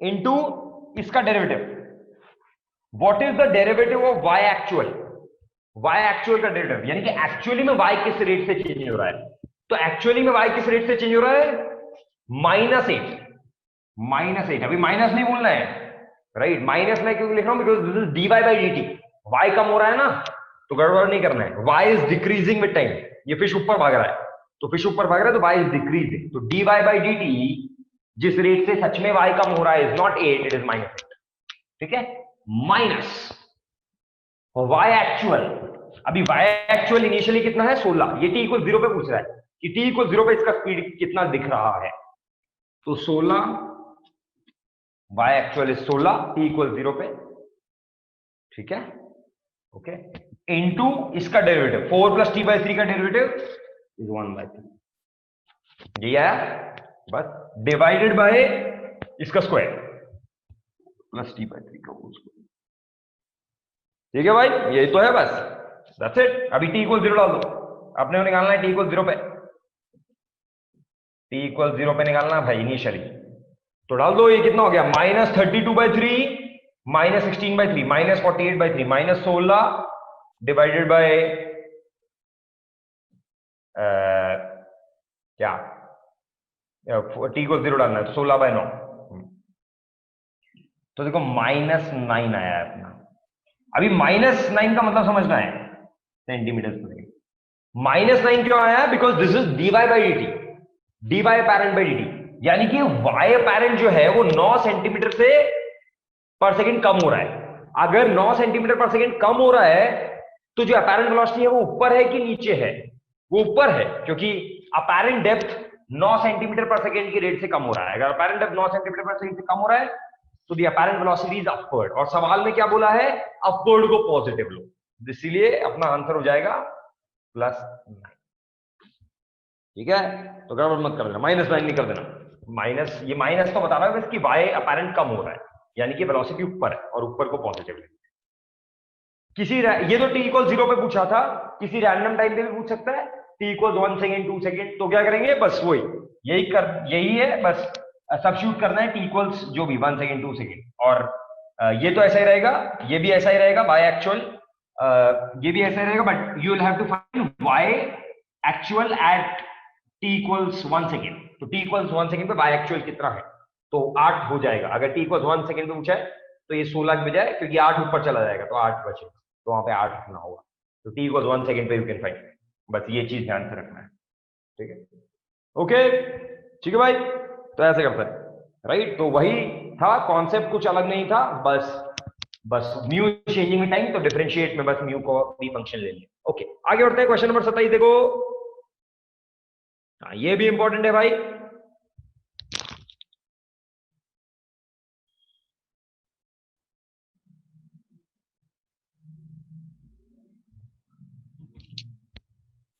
vessel is filled with non homogeneous liquid. तो इस सवाल में म्यू टाइम के साथ वेरी कर रहा था, और अभी भाई म्यू जो है वो डेप्थ के साथ वेरी करने लग गया। ठीक है, तो नॉन होमोजीनियस लिक्विड है भाई, डेप्थ के साथ म्यू वेरी कर रहा है, बहुत ही बढ़िया है। 1 + y/10। If the apparent depth as seen from the observer is h dash, find the value of h dash minus h। बहुत ही अच्छी बात। ठीक है, ऐसा कुछ जैसा बोल रहा है वैसा कर देंगे बस। दिखने में खतरनाक लगता है, होता नहीं है। तो h is the actual depth इसकी, है ना, actual real depth is h, और वी आर गिवन कि म्यू जो है वो वेरी कर रहा है भाई 1 + y/10। तो फिर अपैरेंट डेप्थ कितना होगा? ठीक है, तो अभी डायरेक्ट नहीं कर सकते, ऐसा नहीं भाई। नीचे वाला पॉइंट है, दिस इज 10 सेंटीमीटर, 10 सेंटीमीटर, तो वहां पे y निकाल लिया, y 10 है तो वहां पे म्यू निकाल लिया, और apparent depth equals real depth by n कर दिया। राइट, वो मत कर देना, ऐसा नहीं कि रियल डेप्थ डिवाइड बाय 2 कर दिया। ठीक है, because mu is 2, because but mu that is wrong, because mu at that point is 2, but ऊपर वाले पॉइंट्स पे म्यू 2 नहीं है। तो ये कैसे करेंगे भाई? तो देखो, अगेन म्यू चेंज हो रहा है डेप्थ के साथ, तो अपन डायरेक्टली नहीं कर सकते। अपन क्या करेंगे भाई, इसको छोटे छोटे स्ट्रिप्स में डिवाइड करेंगे, छोटे से छोटे स्ट्रिप्स में डिवाइड करेंगे, और हर स्ट्रिप का अपन अपैरेंट थिकनेस निकालेंगे। Right, not the depth, apparent thickness. ठीक है, ध्यान से समझना। मतलब देखो, सबसे पहले मैंने यहां पे एक स्ट्रिप ले लिया, एलिमेंट ले लिया जिसका विड्थ है dy, एकदम ऊपर, एकदम ऊपर। तो इसका एक्चुअल थिकनेस है dy, this is the actual thickness. पर अगर मैं यहां से देख रहा हूं, ठीक है, यहां से देख रहे हैं भाई, यहां पे अपना ऑब्जर्वर बैठा है, ठीक है, तो मेरे को dy दिखेगा क्या? मेरे को dy नहीं दिखेगा, this dy is very small. तो dy is the actual thickness इसका, नॉट द डेप्थ। राइट, तो what will be the apparent thickness? तो t अपैरेंट, अपैरेंट थिकनेस मैं क्या लिखूंगा? वही apparent depth equals real depth, तो apparent thickness equals real thickness जो है dy divided by n of 1 with respect to 2, यानी कि म्यू 1 + y/10, है ना। अभी इस एलिमेंट की बात कर रहा हूं मैं, इस एलिमेंट के लिए, इसके एलिमेंट के लिए डेप्थ तो एक्चुअली 0 था, तो मैं डेप्थ की बात नहीं कर रहा हूं, मैं थिकनेस की बात कर रहा हूं। तो the apparent thickness equals real thickness dy divided by the mu 1 + y/10। अभी अगले एलिमेंट पे चले जाओ। अगर अगले एलिमेंट पे चले जाएं, तो अभी अगले एलिमेंट का कुछ डेप्थ है, बट डेप्थ में we are not interested. What we are saying is कि मैं इधर से देख रहा हूं, है ना, मतलब यहां से कितना एक्स्ट्रा आ रहा है। तो again I will say the same thing कि इसका जो अपैरेंट थिकनेस है is equal to the real thickness dy divide by 1 + y/10। ठीक है, अब यहां पे कोई एलिमेंट है मान लो, है ना, तो उसका कुछ डेप्थ है, there is some depth y। ठीक है, बट अभी I am not writing depth, again I am writing thickness. तो सेम चीज, द अपैरेंट थिकनेस क्या होगा? द रियल थिकनेस, राइट, इसका जो है डिवाइड बाय 1 + y/10। मतलब ऐसे तो मान लो कि अगर यही एलिमेंट यहां पे होता तब उसका कितना थिकनेस दिखता। तो पहले एलिमेंट का मैंने देखा कितना थिकनेस दिख रहा है, सेकंड एलिमेंट अगर यहां पे होता तो कितना थिकनेस दिखता, ये वाला एलिमेंट अगर यहां पे होता तो कितना थिकनेस दिखता। तो ऐसे अपन सबका अपैरेंट थिकनेस निकालते जा रहे हैं, राइट, dt अपैरेंट। तो सबका अपैरेंट थिकनेस निकालते जा रहे हैं। What will be the total height जो दिखेगा h डैश? कैन बी से it will be integral dt apparent. सारे dt अपैरेंट थिकनेस निकालेंगे, और जो दिख रहा है सबको ऐड करेंगे, वही तो आएगा। ठीक है भाई, चमक रही है ये चीज कि सबका जो अपैरेंट थिकनेस है उसको ऐड करते रहेंगे तो टोटल थिकनेस हो जाएगी। That is nothing but integral dy divide by 1 + y/10। चमकना चाहिए, याद नहीं रखना है कुछ। ठीक है, हर छोटे छोटे स्ट्रिप का माना कि वो इधर है, और फिर से देखा कितना थिकनेस होगा, और फिर ऐड कर दिया। तो 1 + y/10 integral as y varies from 0 to 10। y कहां से कहां वेरी कर रहा है? 0 to 10। तो बस अब कर दो इंटीग्रल। तो h डैश जो है दैट इज ये 10 बाहर आ जाएगा, integral dy divide bye y + 10, y varies from 0 to 10। देख लो भाई कितना हो जाएगा, ln y + 10, ln y + 10, तो ln 20 divided by 20 divided by 10, that's ln 2. तो h dash is ln 2, 10 ln 2, 10 ln 2, तो भाई ln 2 दिया 0.7, तो ये हो जाएगा 7 सेंटीमीटर। h dash is 7, सवाल में पूछा h dash माइनस h, हो जाएगा -3, तो माइनस आएगा, गड़बड़ नहीं करना है। ठीक है भाई, चमक गया। तो वही है, y कांस्टेंट नहीं है तो डायरेक्टली नहीं कर सकते, ये म्यू कांस्टेंट नहीं है तो डायरेक्टली नहीं कर सकते। हर छोटे छोटे स्ट्रिप का जो अपैरेंट थिकनेस दिख रहा है, कितना बड़ा वो दिखेगा, वो निकालेंगे, और सबका छोटा छोटा थिकनेस दिख रहा है उसको ऐड कर देंगे, इंटीग्रेट कर दिया, चमक गया। तो यस क्लिक कर दो भाई।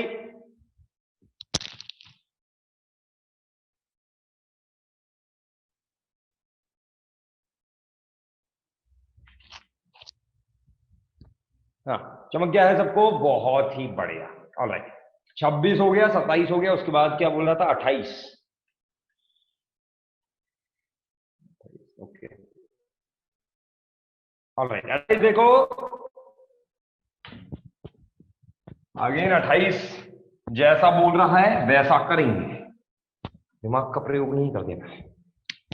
ओके भाई, जैसा बोल रहा है वैसा कर दो। तो it's particle projected vertically upward, ऊपर फेंक दिया है स्पीड ऑफ 16 मीटर पर सेकंड से।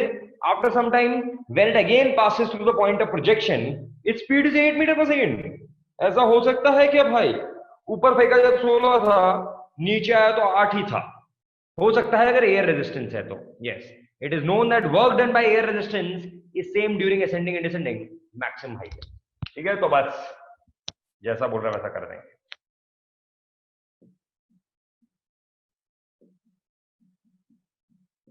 ओके, देखो ऐसा कुछ है कि भाई पार्टिकल को ऊपर फेंका, ऐसे गया मैक्सिमम हाइट तक, अभी एयर रेजिस्टेंस भी लग रहा है, तो और जब नीचे आया तो 8 ही है इसका वेलोसिटी, सेम पॉइंट पे जब वापस आया। ठीक है, तो let's say this is point A, this is B and this is C. तो अभी अपन क्या करेंगे, क्या क्या फोर्स लग रहे हैं? mg लग रहा है भैया इस पे, और क्या लग रहा है? एयर रेजिस्टेंस लग रहा है ना। तो mg तो कंजर्वेटिव है पर एयर रेजिस्टेंस कंजर्वेटिव नहीं है। तो सबसे पहले बिटवीन ए एंड बी, अगर बिटवीन ए एंड बी में लिखूं तो बिटवीन ए एंड बी अपन क्या लिख सकते हैं भाई कि work done by air resistance is delta K plus delta you. बिल्कुल लिख सकते हैं भाई। एयर रेजिस्टेंस एनर्जी तो कंजर्व नहीं है क्योंकि एयर रेजिस्टेंस काम कर रहा है नेगेटिव, तो work done by air resistance is delta K plus delta U and air resistance will do negative work, क्योंकि जब वो ऊपर जा रहा है तो एयर रेजिस्टेंस नीचे लगेगा, जब वो नीचे जा रहा है तो ऊपर लगेगा। तो देखो ए टू बी में डेल्टा यू कितना है? बिल्कुल शून्य है ना भाई, सेम पॉइंट पे आ गया। व्हाट इज डेल्टा के? वो भी गिवन है, work done by resistance half m, delta के कितना? V square minus u square, तो वी स्क्वायर हो गया 64 माइनस यू स्क्वायर हो गया, कितना आया वर्क डन बाय रेजिस्टेंस पूरे में ए टू बी में? ये हो जाता है -192 माइनस 96 एम। एम नहीं पता, कोई बात नहीं, घबराना नहीं। ओके, अभी ये है work done by air resistance total में, राइट। और सवाल पूछ रहा है कि हाइट, मैक्सिमम हाइट। तो मैक्सिमम हाइट कैसे निकालेंगे भाई? तो अभी अपन सेम इक्वेशन ये लगा देते हैं बिटवीन ए एंड सी। कौन रोक रहा है? बिटवीन ए एंड सी लगा दो। So between A and C again work done by air resistance is delta K plus delta U. अभी what is the work done by air resistance between A and C? Total इतना है, जब A to B में total इतना है -96 M, और सवाल ने क्या बोला भाई? असेंडिंग और डिसेंडिंग में work done by air resistance same लेना है। तो अगर टोटल 96 एम है -96 एम, तो केवल असेंडिंग में कितना हो जाएगा? आधा, दैट इज -1। बिल्कुल स्ट्रेट फॉरवर्ड। ठीक है, अभी व्हाट इज डेल्टा के ए टू सी में? Half m v square, final velocity 0 minus u square 256, delta u क्या लिखेंगे? mgh, सो 10 mh, h ही निकालना है भाई, mgh 10h, दैट्स इट, बस mm गया, h कितना आ गया देख लो, 10h इज 80, 8 मीटर आएगा, तो 8 मीटर है जवाब। बस यही work done equal delta U करना है और यूज करना है कि एयर रेजिस्टेंस का ऊपर जाते हुए नीचे आते हुए सेम है वर्क।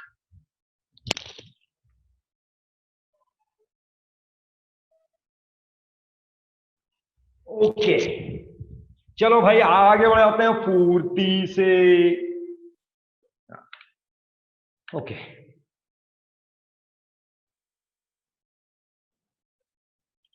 उसके बाद क्या था? अरे भाई 28 हो गया है, 32 3 4 5, 32 3 4 5। ओके 29 सबने कर लिया है, बहुत बढ़िया शाबाश। 30 आसान है, 31 भी आसान है, अच्छी बात है। 32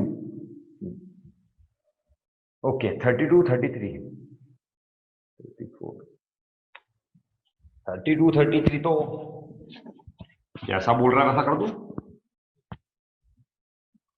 32 देखेंगे भाई, जैसा बोल रहा है वैसा कर देंगे। 32 ऐसा कुछ खतरनाक नहीं है। देखो body falling freely from height h hits a incline plane at height small h, as a result of this direction of velocity becomes horizontal. अरे वाह। For what value of h by h the time taken to reach the ground is maximum. ठीक है तो बस जैसा बोल रहा है वैसा कर देंगे। पहले समझते हैं भाई। तो ऐसा कुछ इंक्लाइन प्लेन है, बॉडी गिर रहा है हाइट h से, हाइट h से बॉडी गिरता हुआ पाया गया, ऐसे गिरा गिरा गिरा, फिर यहां पे वो इंक्लाइन प्लेन से टकराया जब हाइट h था।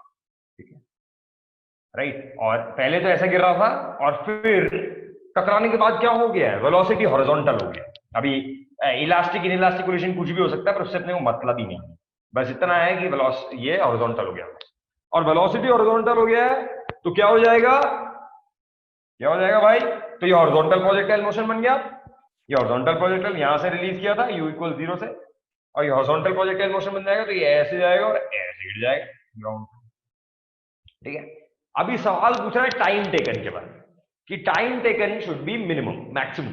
तो इधर उधर का फालतू नहीं सोचना है, बस जैसा बोल रहा है वैसा कर देंगे। टाइम टेकन को मैक्सिमम कर देंगे। ऐसे आया, रीबाउंड हुआ, टकराया, हॉरिजॉन्टल हो गया और ऐसे चला गया, तो टाइम टेकन को मैक्सिमम करना है। तो देखो लेट्स से यहां तक का जो टाइम है दैट इज t1 है ना भाई। यहां से यहां तक का जो टाइम है दैट इज t2 बोल देते हैं। तो टोटल टाइम जो है वो कितना हो गया, t1 + t2। ठीक है भाई बिल्कुल सही है। t1 + t2, यहां से यहां तक का t1, यहां से यहां तक का t2। सबसे पहले t1 निकालते हैं। t1 कैसे निकालेंगे भाई?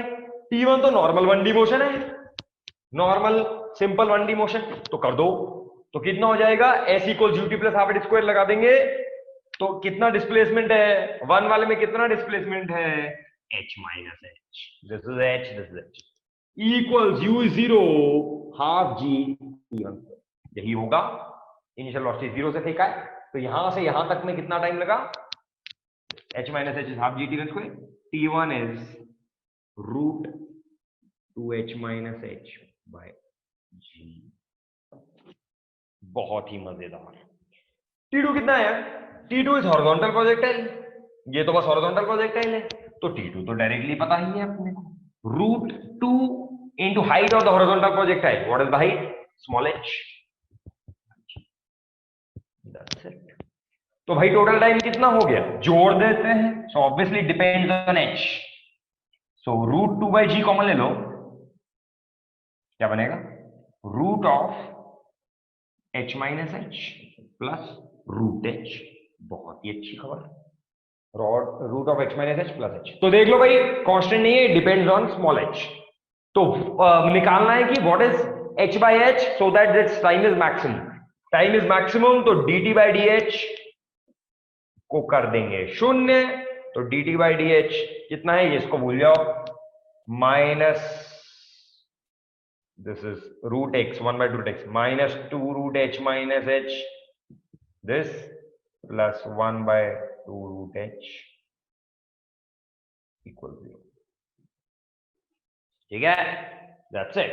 इसको उधर से कैंसिल कर दो, we get h - h equals h, तो we get h by h is 2। h by h जब 2 है यानी कि हाफ हाइट पे इंक्लाइन से टकराएगा तब जाके टाइम मैक्सिमम हो जाएगा।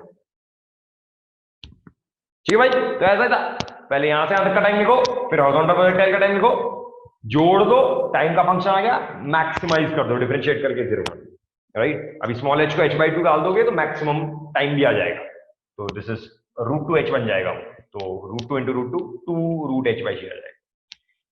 ठीक है भाई, चमक गया तो यस क्लिक कर देंगे फुर्ती से, चमक गया तो यस क्लिक कर देंगे फुर्ती से, फोटो लेके आगे बढ़ जाते हैं अपन। चमक गया है, बहुत ही अच्छी खबर। ऑल राइट, अगला सवाल 33 स्क्रीन पर ये रहा।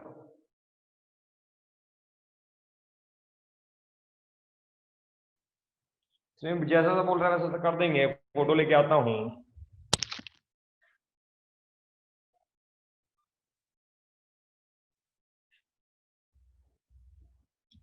ओके, तो बस बोल रहा है कि ये देखो ग्लास है और पानी है, और ये ऐसा कुछ कुछ कहानी सुना रहा है। Vessel is tilted at angle theta, अच्छी अच्छी बात है।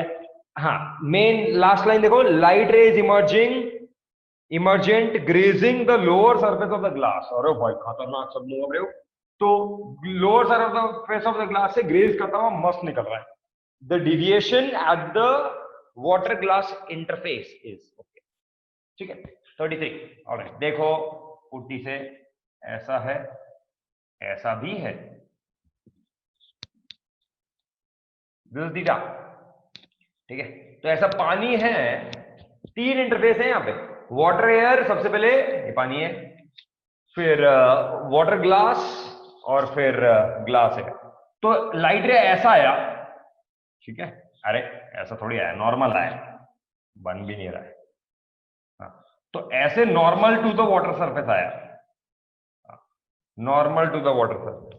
तो normal to the water surface पाया गया है, this is the incident ray. Okay, अभी normal to the water surface आया, तो इधर तो कोई वाटर एयर सरफेस पे तो कोई रिफ्रैक्शन होगा नहीं, मस्त ऐसे ही भाग जाएगा। पहला रिफ्रैक्शन होगा किधर, at this surface, the water glass surface. थोड़ा मैं बड़ा बनाता हूं ताकि दिख जाए। हाँ, वाटर ग्लास सरफेस, तो वाटर ग्लास सरफेस पे ये नॉर्मल है, तो यहां पे रिफ्रैक्शन होगा। Let's say this angle is, हाँ नहीं, अभी ये एंगल थीटा गिवन है, ये एंगल थीटा गिवन है नीचे वाला। तो अगर नीचे वाला एंगल थीटा है, इन दोनों के बीच में थीटा है, तो इन दोनों के परपेंडिकुलर, यानी कि ये नॉर्मल और वर्टिकल के बीच में भी थीटा ही होगा। सीधी सी बात है ना, इन दोनों का थीटा है तो इसके नॉर्मल और इसके परपेंडिकुलर ये भी थीटा ही होगी, राइट। अभी ये रिफ्रैक्ट के अंदर जाएगा, let's say this angle is theta dash. If this angle is theta dash, जो तीसरा सरफेस है, तीसरा सरफेस जो है दैट इज जो तीसरा सरफेस है that is glass air interface, तो यहां पे भी जो एंगल ऑफ इंसिडेंस होगा इज थीटा डैश। ठीक है, एंड ये फाइनली ऐसे निकल गया। तो स्नेल्स लॉ लगाएंगे अपन सबसे पहले, किसी पे भी लगा दो, ग्लास एयर इंटरफेस, या तुम एक साथ भी लगा सकते हो दोनों। If you apply it on glass air interface, तो ग्लास एयर इंटरफेस सबसे नीचे वाला क्या मिलेगा, यहां पे एंगल थीटा डैश है ग्लास में, तो ग्लास का एन कितना है, 2 साइन थीटा डैश। ठीक है, इक्वल्स नीचे क्या है, एयर, तो 1 इंटू साइन 90, यानी कि थीटा डैश आ गया 30। बहुत ही बढ़िया, थीटा डैश आ गया 30। ठीक है, ओके। उसके बाद अभी अपन लगाएंगे वाटर ग्लास इंटरफेस पे। वाटर ग्लास इंटरफेस पे देखो, वाटर ग्लास इंटरफेस पे जाएगा, एन वाटर का गिवन है 5/3 into sine theta equals 2 into sine theta dash. ठीक है, 2 into sine theta dash, sine theta dash is half, तो थीटा आ गया 37 डिग्री। ठीक है, तो यहां पे 37 है, यहां पे 30 है, तो अपने से बस डिविएशन पूछा है। This is the water glass interface, पहले लाइट रे ऐसा आ रहा था, दिस वाज एट 37, ये नॉर्मल था, तो एंगल ऑफ इंसिडेंस वाज 37, ऐसा है, एंड अभी ये क्या हो जाएगा, बेंड टुवर्ड्स द नॉर्मल हो जाएगा, राइट। तो ये ऐसा टुवर्ड्स द नॉर्मल हो गया, and this angle is 30।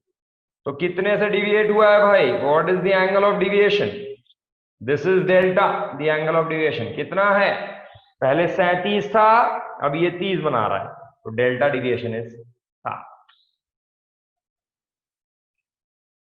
60 degree. किधर क्लॉकवाइज है एंटी क्लॉक, इधर anti clock, 60 degree anti clockwise is the deviation. हाँ जितिन, वो थोड़ा गड़बड़ है सवाल में एक्चुअली, वो देना चाहिए जैसे जैसे ऊपर वाले क्वेश्चंस में उसने दिया है ना, take upward positive, take right positive, वैसे यहाँ पे क्लॉकवाइज पॉजिटिव है, एंटी क्लॉकवाइज पॉजिटिव है, वो देना चाहिए क्योंकि बोथ 7 एंड -7 आर पॉसिबल। तो डिपेंडिंग ऑन, क्योंकि रेफरेंस है यार, क्लॉकवाइज एंटी क्लॉकवाइज किसी को भी अपन पॉजिटिव मान सकते हैं, तो डिपेंडिंग ऑन क्वेश्चन में रेफरेंस तो वो सवाल में दिया रहेगा, राइट। हाँ तो जैसे ऊपर वाला सवाल में दिया था अपवर्ड पॉजिटिव, वैसे ही यहाँ पे भी दिया रहना चाहिए कि विच इज पॉजिटिव, राइट। ठीक है, ओके, क्योंकि पॉजिटिव नेगेटिव दोनों आंसर पॉसिबल है, अदरवाइज तो अगर केवल 0 to 9 होता तो +7 ही लिखते हैं। ठीक है, बहुत बढ़िया, आगे बढ़ जाते हैं। क्वेश्चन 34 था, उसके बाद 34 नंबर देख लो, कौन सा है, अच्छा पावर वाला।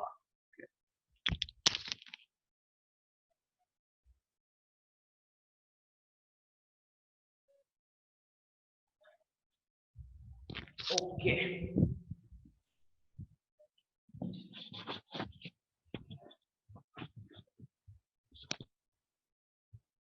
हाँ, तो बोल रहा है भाई,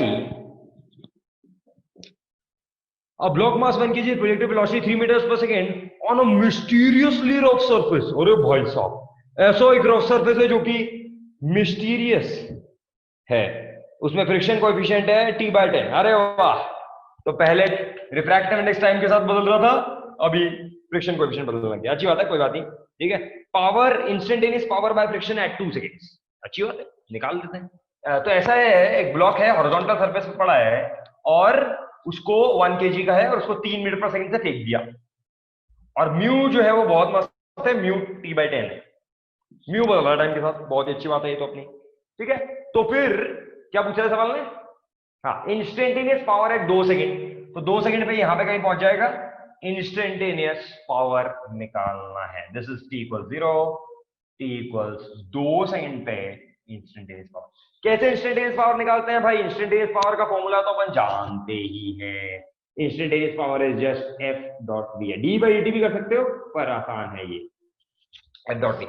तो फ्रिक्शन का पावर निकालना है, कौन सा फ्रिक्शन है भैया, काइनेटिक फ्रिक्शन है, काइनेटिक फ्रिक्शन है ना, तो वेलोसिटी किधर होगा, सीधी सी बात है इधर होगा, काइनेटिक फ्रिक्शन किधर लगेगा, इधर लगेगा, तो angle is 180, so instantaneous power will be -F, zero भी हो सकता है, क्या पता 2 सेकंड से पहले रुक जाए, है ना भाई, ऐसा भी तो हो सकता है, 2 सेकंड से पहले रुक जाए, ऐसा भी सकता है, चेक करना पड़ेगा, right, but it will never be positive, power bye kinetic friction will never be positive. Velocity ऐसा है, काइनेटिक फ्रिक्शन ऐसा लग रहा है, तो ऐसा है -Fk × v। तो बस अपने को 2 सेकंड पे Fk निकालना है इंस्टेंटेनियस, 2 सेकंड पे वेलोसिटी निकालना है इंस्टेंटेनियस, और काम हो गया अपना।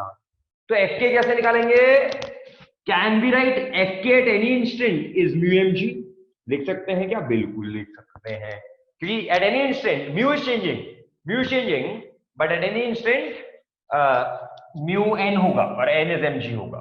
सो t = 2 सेकेंड्स की अगर अपन बात करें तो काइनेटिक फ्रिक्शन कितना हो गया, μmg, so mu is t/10, mu is t/10, तो t सेकेंड्स पे 2 × 10 इंटू mg है 10, 2 न्यूटन, अच्छी बात है, ठीक है।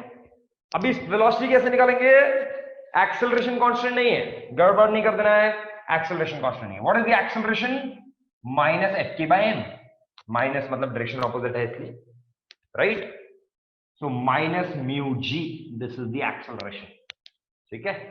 फ्रिक्शन फोर्स ही लग रहा है बस, और तो कुछ है ही, तो -μg, g is 10, म्यू डाल दो तो एक्सेलरेशन इज -t, है कि नहीं, सिंपल, म्यू t/10 इंटू 10, तो एक्सेलरेशन है -t। अभी 2 सेकंड पे वेलोसिटी निकालना है, 2 सेकंड पे वेलोसिटी निकालना है, तो क्या करेंगे, एक्सेलरेशन का फंक्शन पता है भैया, तो बस कर देंगे, delta v is integral AdT, delta v initial velocity को भूलना मत, फ्रॉम 0 to 3, नहीं 0 to 2, 2 सेकेंड, ठीक है, alright. so delta v is integral 80 from 0 to, so v final minus 3, initial was भूलना नहीं है 3 था, right? ठीक है, and this is positive, this is our positive direction. Integral 80, what is integral 80? Minus t square by 2 from 0 to 2. So v final minus 3 is minus 2. Positive आ गया भाई। अगर ये नेगेटिव आया था तो क्या करते हैं, अभी बताता हूं, अभी उस पर भी आते हैं। अगर ये नेगेटिव आता तो क्या होता, ठीक है। सो बस ये तो इंटीग्रल 80 कर दिया अपन ने, 2 सेकंड बाद ये आ गया फाइनल वेलोसिटी इज 1 मीटर पर second. So final velocity is 1 meter पर सेकंड। सो जो इंस्टेंटेनियस पावर है, पावर इंस्टेंटेनियस कितना आ गया, minus F is 2 newton, velocity is 1 minus 2 watt. Minus 2 is the answer, negative नहीं भूल जाना है, ऐसे नहीं 2 लिख के आ जाओ। Okay, minus 2 is the answer. ठीक है भैया, ओके। यहीं पे अगर 3 सेकंड में पूछ लेता तो, 3 सेकंड में पूछ लेता तो क्या होता है? एट t इक्वल्स 3 सेकंड पूछ लिया, क्या होगा भाई?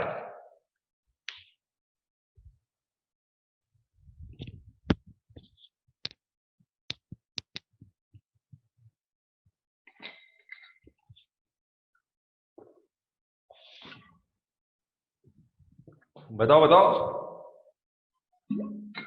3 सेकंड पे what will be the instantaneous power?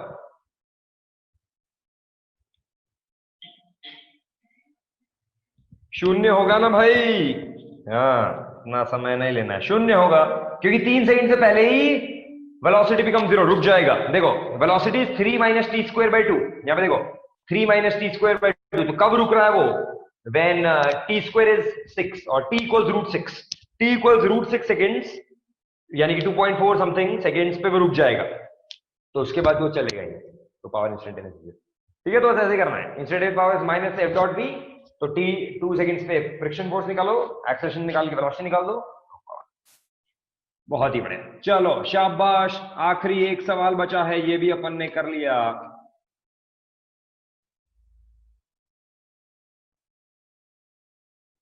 Thirty five, हाँ 35 में थोड़ा गड़बड़ है, दैट इज 60 सेकंड नहीं है वो, 6 सेकंड है, 60 सेकंड पे थोड़ी करेगा, 60 सेकंड पे तो दिया भाई नहीं है ना। 34 का भी आंसर शायद गड़बड़ है, 34 का भी answer is given wrong, and 35 में दैट इज क्वेश्चन ठीक है, दैट इज 6 सेकंड, 60 सेकंड नहीं, 60 सेकंड पे तो भाई दिया भाई नहीं है कुछ।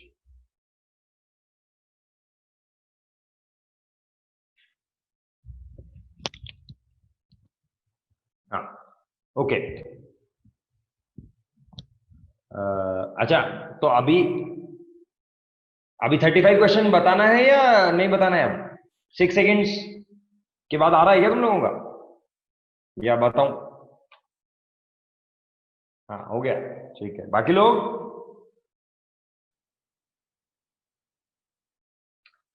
6 सेकेंड्स, हाँ 6 सेकेंड्स लेके आ रहा है तो ये क्लिक कर देंगे, दैट इज 6 सेकेंड्स। 6 सेकेंड लेके हो रहा है तो यस क्लिक कर देंगे, और अगर डिस्कस करना है तो बोल देंगे। ओके ठीक है, हो रहा है, फाइन, ठीक है, ऑल राइट, तो दैट्स इट, यही था, ठीक है, समाप्ति। ऑल राइट, तो समाप्ति भाई, आज के क्लास की पेपर 2 डिस्कशन हो चुका है। चलो बहुत ही बढ़िया, शनिवार को मिलेंगे, सैटरडे को, और तब तक अच्छे से पढ़िए। किसी को कोई डाउट है तो पूछ सकता है, बाकी नहीं है तो क्लास की समाप्ति और जा सकते हैं।